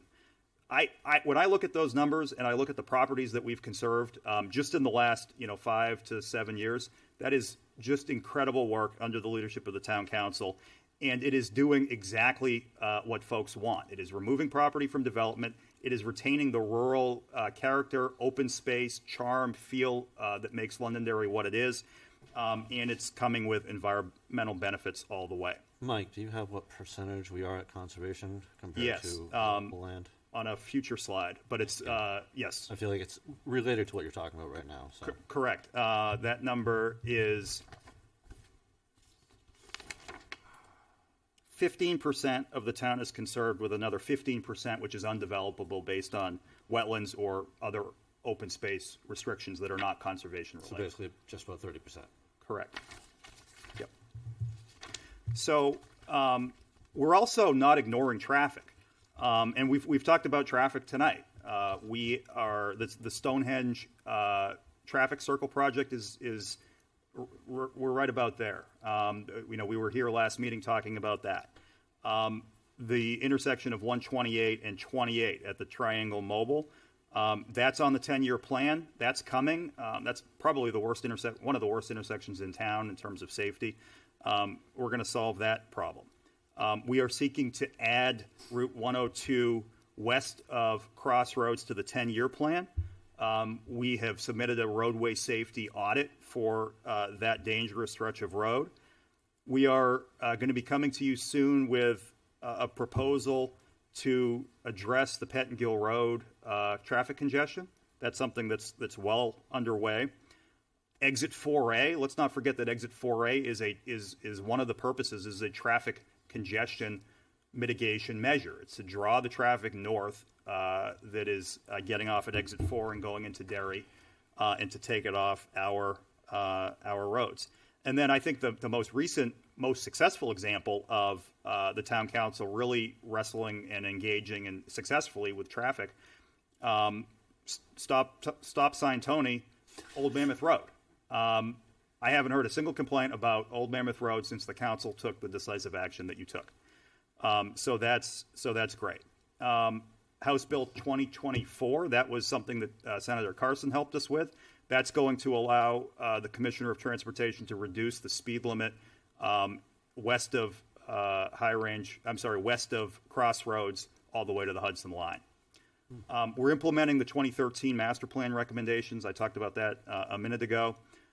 We got a congestion mitigation air quality grant for the rail trail. I was here last time to talk about that.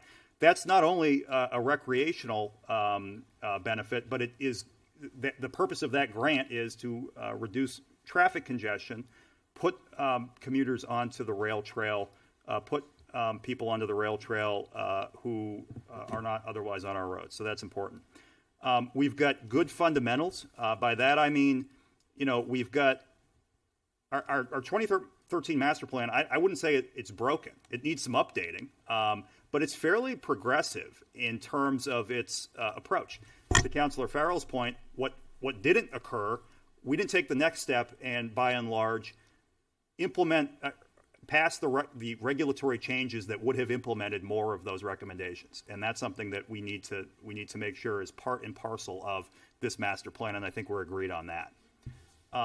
We've got fairly progressive zoning, I think, in terms of how the state looks at these things that need to be updated, but we're in reasonably good shape.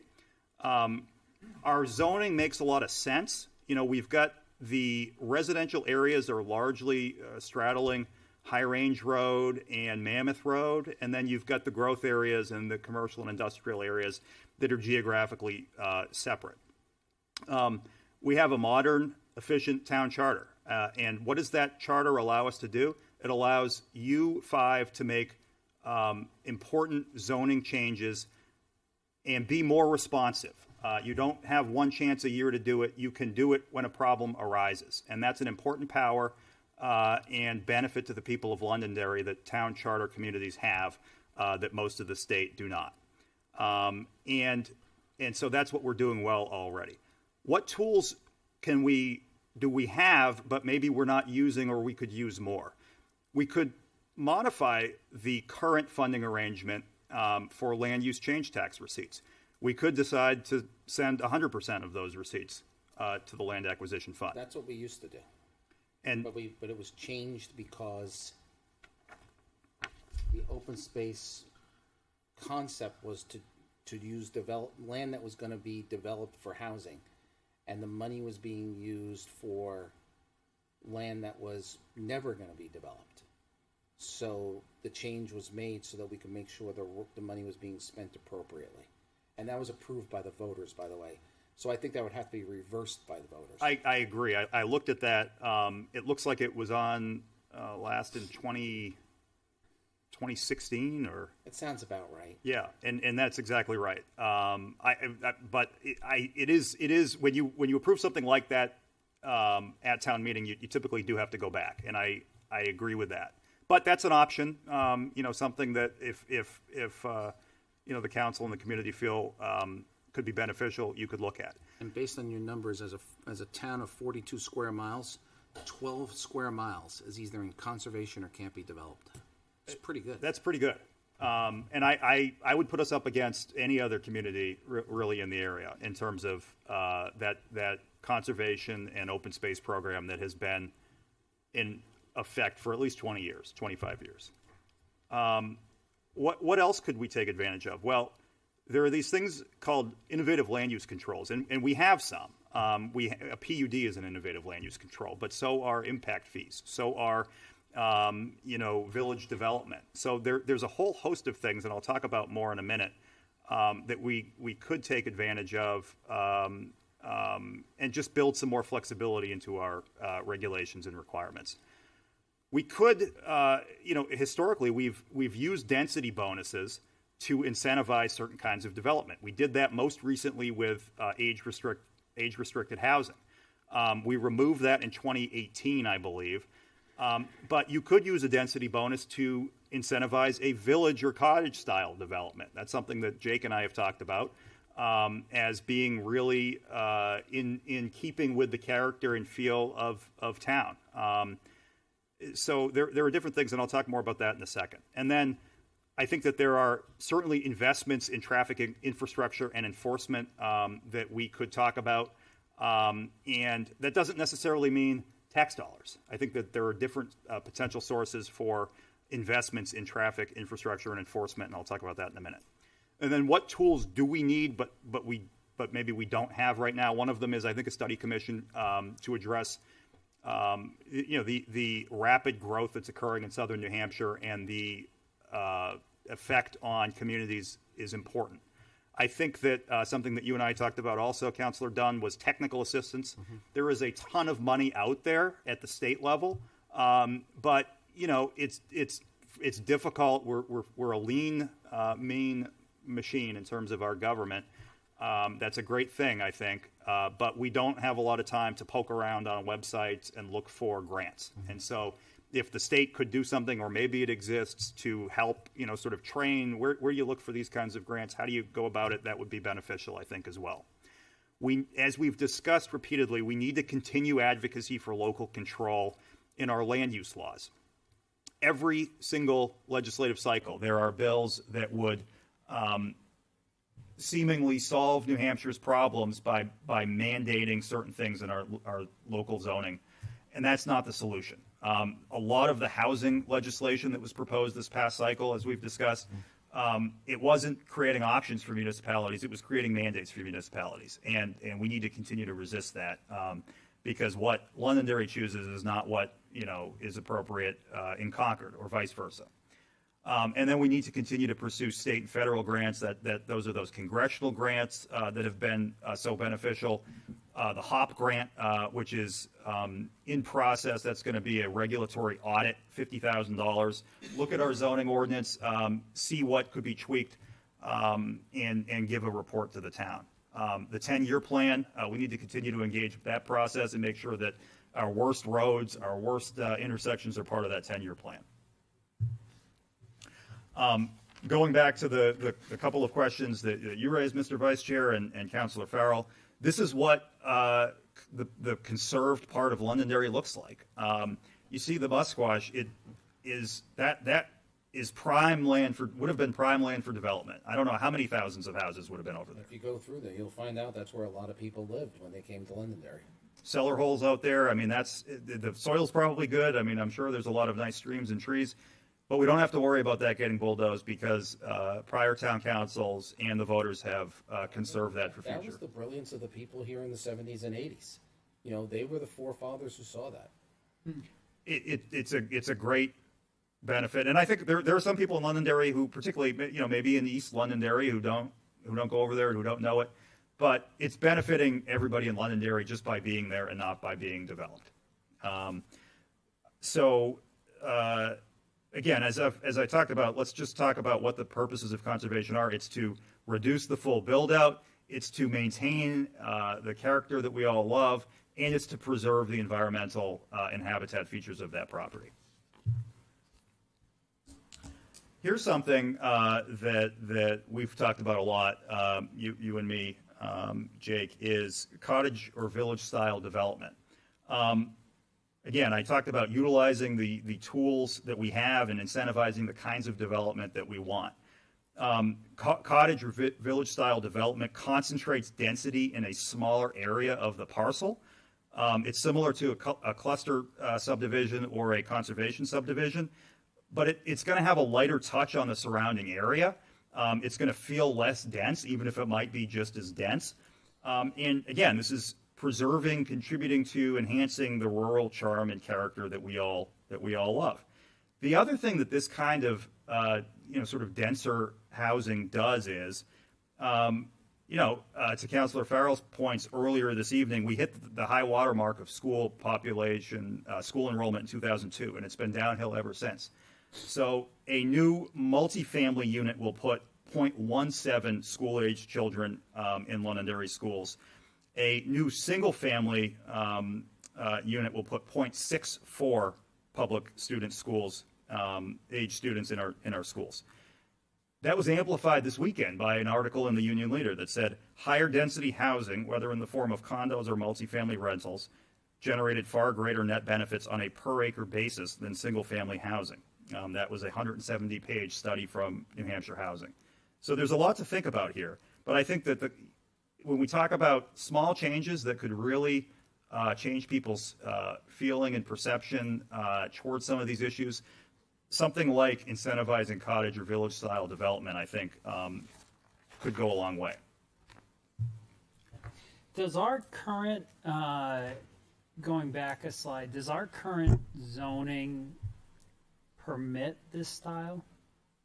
Probably the closest thing we have is Lorden Commons. Yeah, I mean, as an idea. A proposal actually just came before the planning board that had something like this on the north part of the Woodmont area. So, yeah, so there's a lot of flexibility built into the PUD for this kind of a thing, and I think that's one of the benefits of the PUD is it's flexible enough to allow something like this. I think that you do see things that approach this, but they tend to be kind of cookie cutter, all in a row, similar, and I think that one of the things that we don't have is really design or aesthetic standards that we could have for something like this, to encourage not every house looking the same, to encourage that middle space where people can recreate, and so I think really the sky's the limit.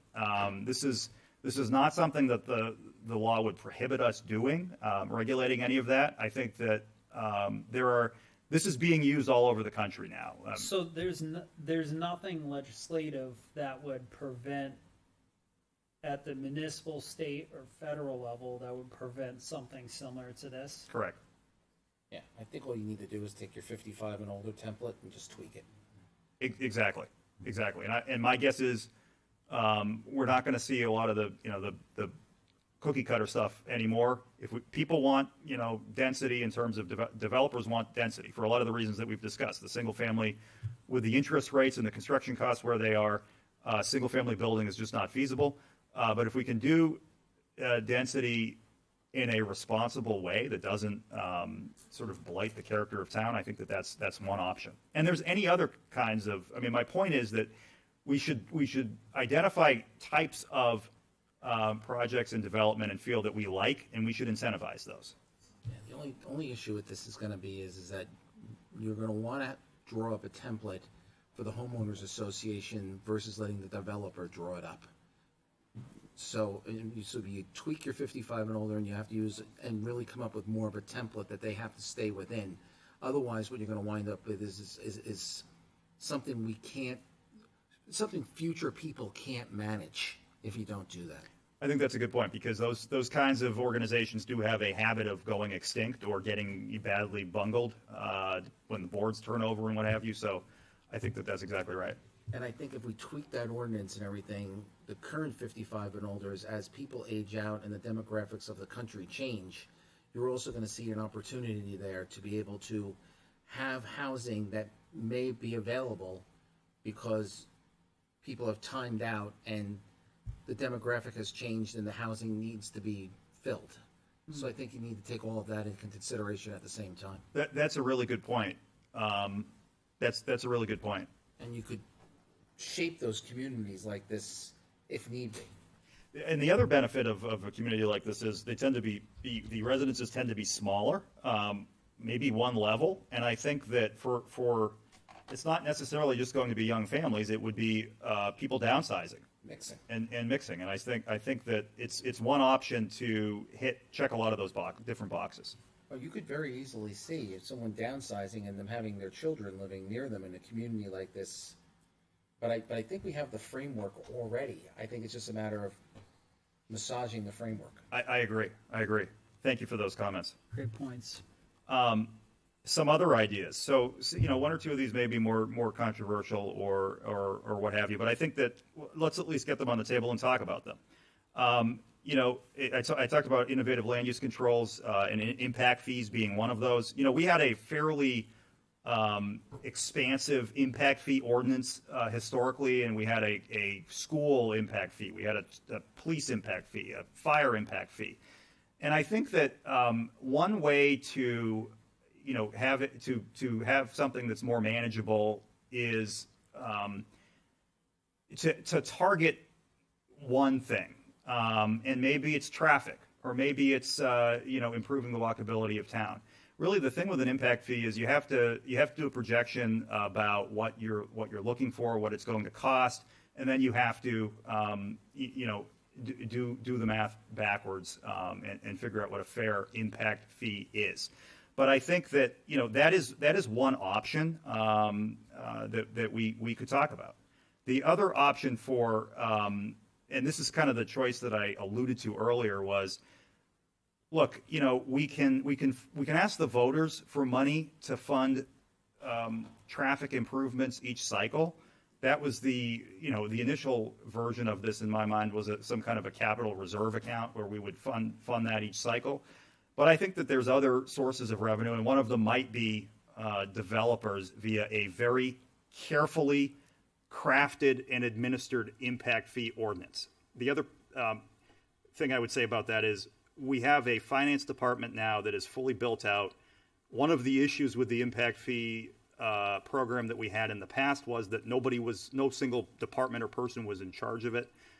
I think we've learned a lot of lessons, and that's something that we could talk about if the council wanted to. So you're saying we'd have the staff to properly manage it? Yes. I mean, again, I would advise against a huge, expansive... The legislation needs to change, and the Department of Revenue needs to change their rules. That's what we learned through the forensic audit we had in 2012, is that needs to change because the criteria from the state is too loose. So it needs to be much more stringent, because we wound up with millions of dollars that we had to return because there were no guidelines to follow from DRA and from the state, from a legislative level. So even if we did a good job, we could still do it wrong. Yeah, it's definitely an area that you don't want to Very just complex. you don't want to dabble in. There's no question about that. Right, and that's So what clearly I've there's an heard. area for Ron and his fellow representatives to hopefully try and clear up. That's if he gets reelected, you know. Well, we'll see. Better get out there campaigning, Ron. You got a lot of work to do. Thanks, John. All right, Mr. Town It's Manager. getting late, Ron. I'm getting giddy. You could do, I think slightly, this is something that we've done before, is we know how to do a TIF district. Gotta do some side waving there, Ron. We know how to do a TIF district. I think that one great use of a TIF district is if you have an area of town that is suffering from traffic congestion or failures, that you can capture the increment and put it back into that neighborhood by way of traffic infrastructure improvements. So let's continue to talk about TIF districts as a way to do that. Maybe we want to talk about a traffic enforcement unit. I've heard the chief say, I don't have, somebody to just devote to traffic enforcement all the time. And that's true with the way that their minimum staffing works right now. Maybe we need to talk about a traffic enforcement unit. Maybe we need to talk about, I think that our police department is very good about educating and then writing tickets. But I also know that people are complaining every day about traffic safety, traffic speed, and what have you. So maybe there's a conversation that can occur there. I don't have authority to tell the police department what to do, nor would I want to. But I think that that's something that I would be interested in hearing their take on. And then, the growth management ordinance that is on the books in terms of legislatively. Derry has a very, very complex growth management ordinance that's tied to, traffic congestion. It's tied to other factors. I think that there may be some options there, but again, our hands are tied a little bit. But I think that with a lot of these things, if we started very small, very targeted, I think that could be a start. Where else should we focus our efforts? And again, John and I did not talk about this first one, but he's certainly been talking about this for a while.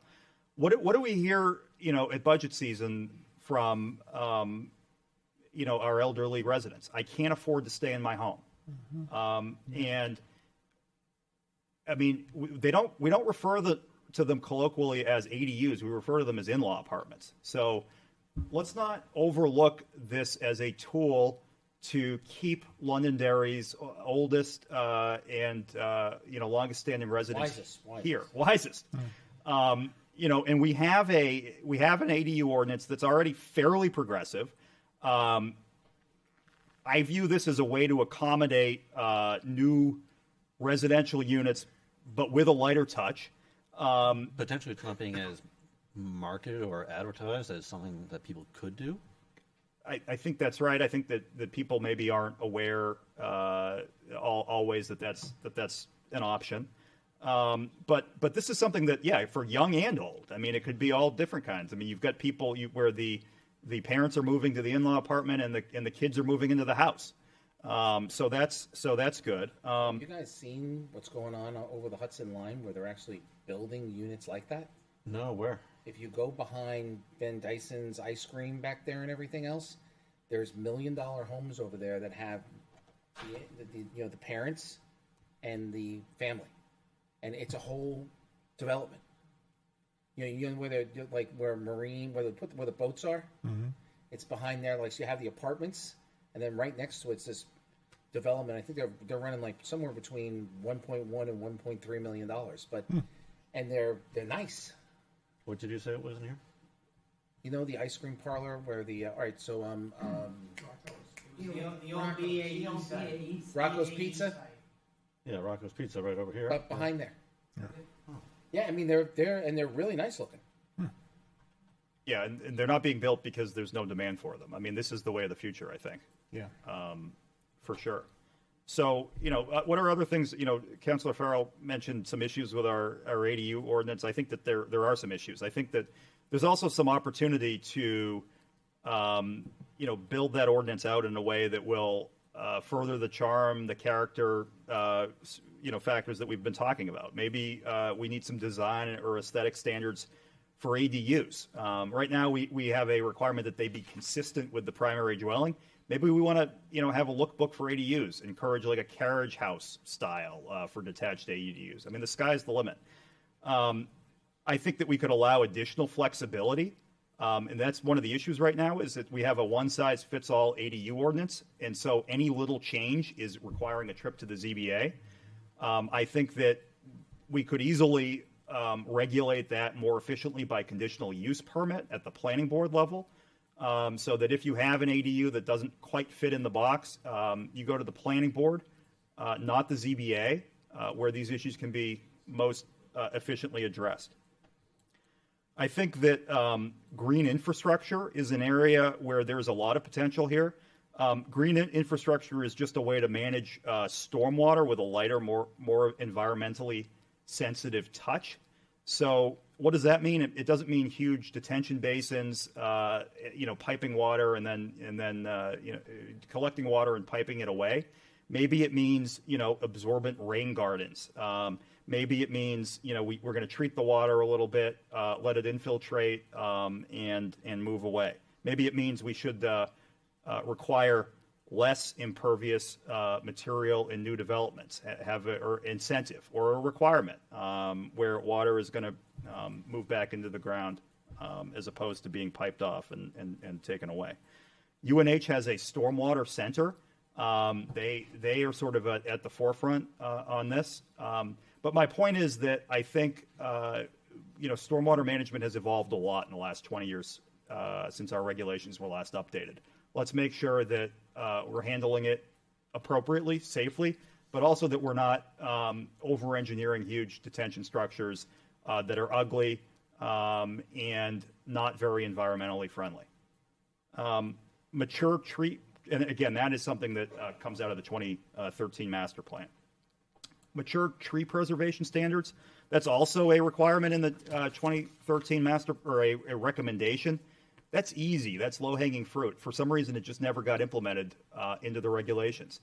You can incentivize developers to preserve mature areas of trees. And I think that a little goes a long way in terms of, I think typically the site work, to just come in and cut down all the trees and clear it. And gosh, if we could retain a little bit of the character, that would really make a big difference. Complete streets.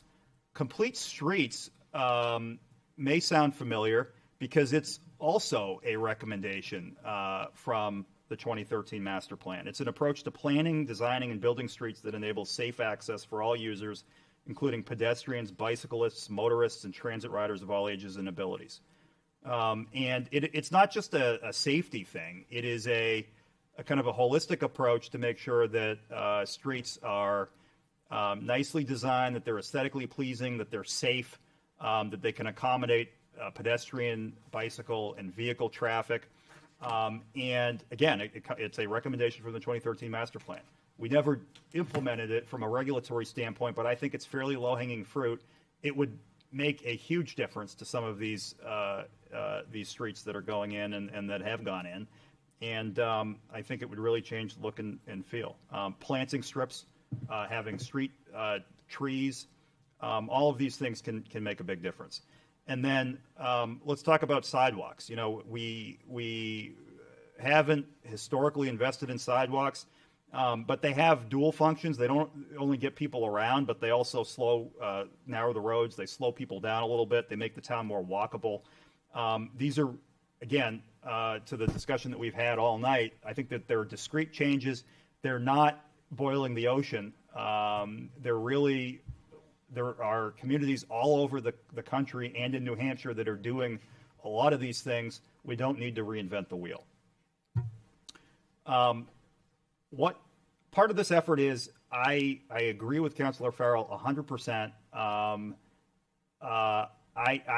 not really looking to sit around and wait to see what happens with the master plan before we start implementing some of these things. I think that for kind of wholesale changes, reinventing the wheel, changing the whole way that we do business, I think that that's not what I'm talking about here. Those recommendations would need to come out of the master plan, but we're starting to chip away at it. I mean, we have gotten passed or pending regulations to address stormwater, to bring us into compliance with MS4 requirements. We've really streamlined and improved the process for development. That also is a recommendation from the 2013 master plan. Things are going as smooth as ever with applications before the planning board. Last meeting, after another 10, 15 years, approved an updated sewer facilities plan. That's going to inform a lot of the master plan committee's work and a lot of what we're talking about here. Again, the master plan is in process. I've brought to you a proposed change to the definition of a butter. We talked about tonight and continue to the next meeting, important changes to the traffic safety code. We have a pending look at a short-term rental ordinance option. And then, as I mentioned, we've got the HOP grant that is an audit of our zoning ordinance that is pending as well. I think that, I'm proud that we've been able to do this during a time of open positions and everybody doing more with less. More work to do, but I think that the point of this is to show that we can walk and chew gum at the same time.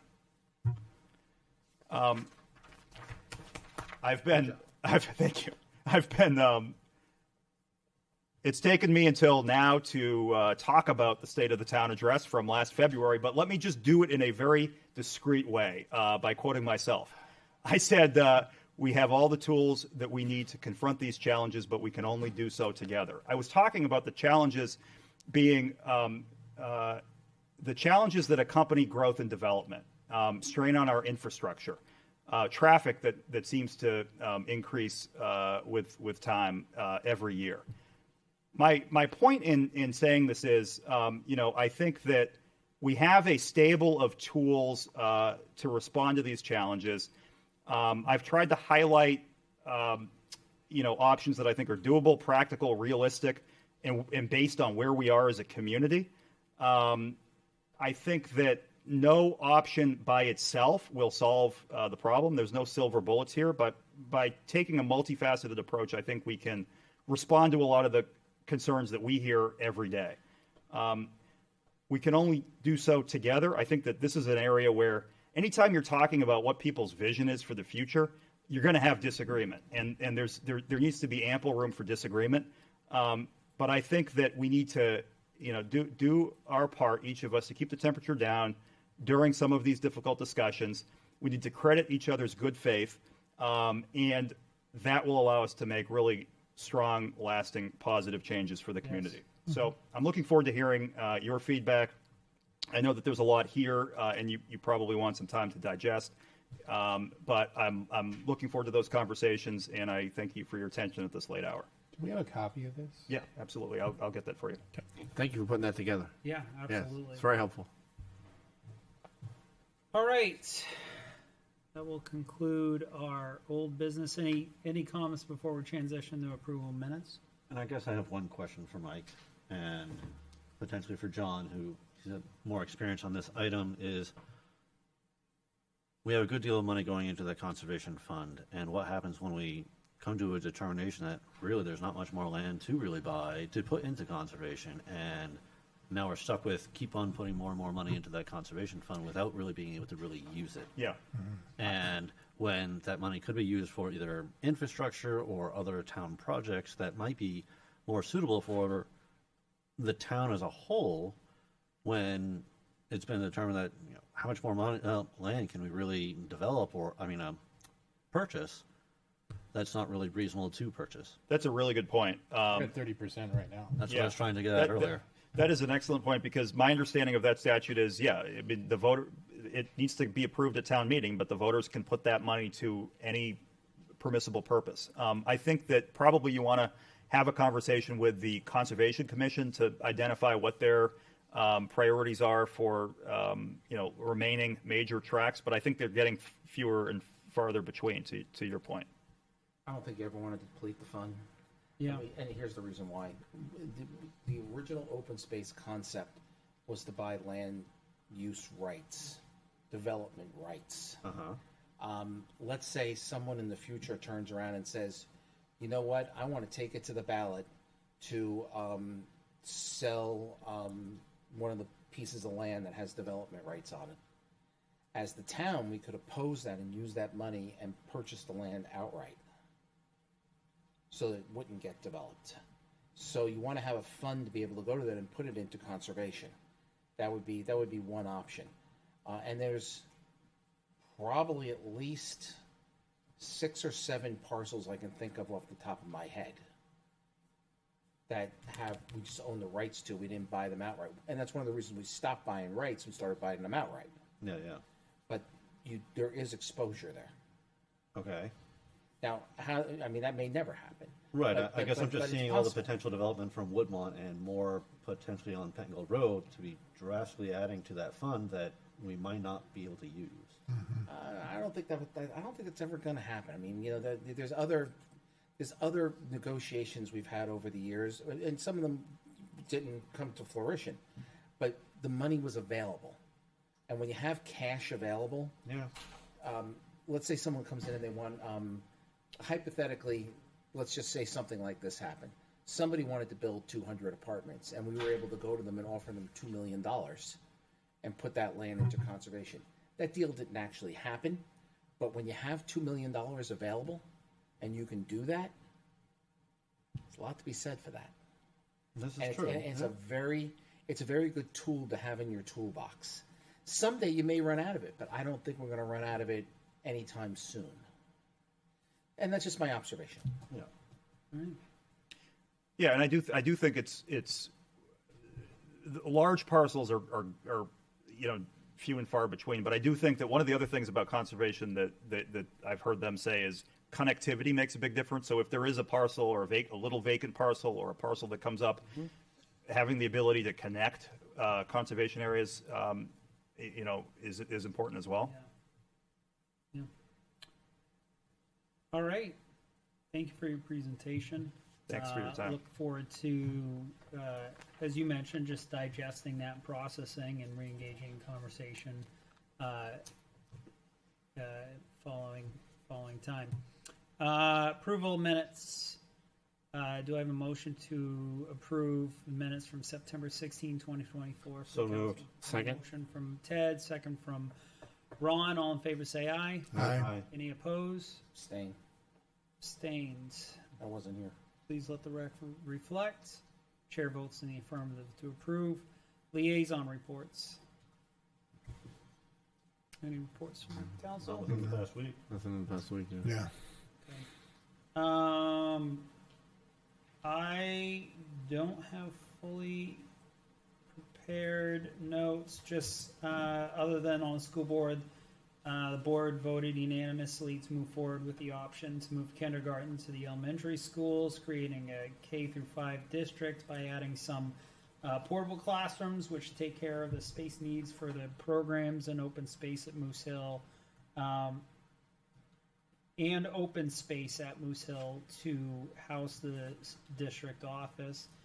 So early estimate, very rough, is 8.7 million, which takes care of 3 areas. This will give the district 5 to 10 years to monitor the enrollment as well. So that's all I have. Any other liaison reports? Town manager's report. Just really quick this evening, Mr. Chair, I have a call into the CART contact in Manchester. I have someone who has expressed interest who I think would be very good to fill a vacancy on the CART board. But I just want to talk through the logistics with that group to make sure I know how many vacancies there are and what the process is. But I'm expecting to bring that back to you with a recommendation. Awesome.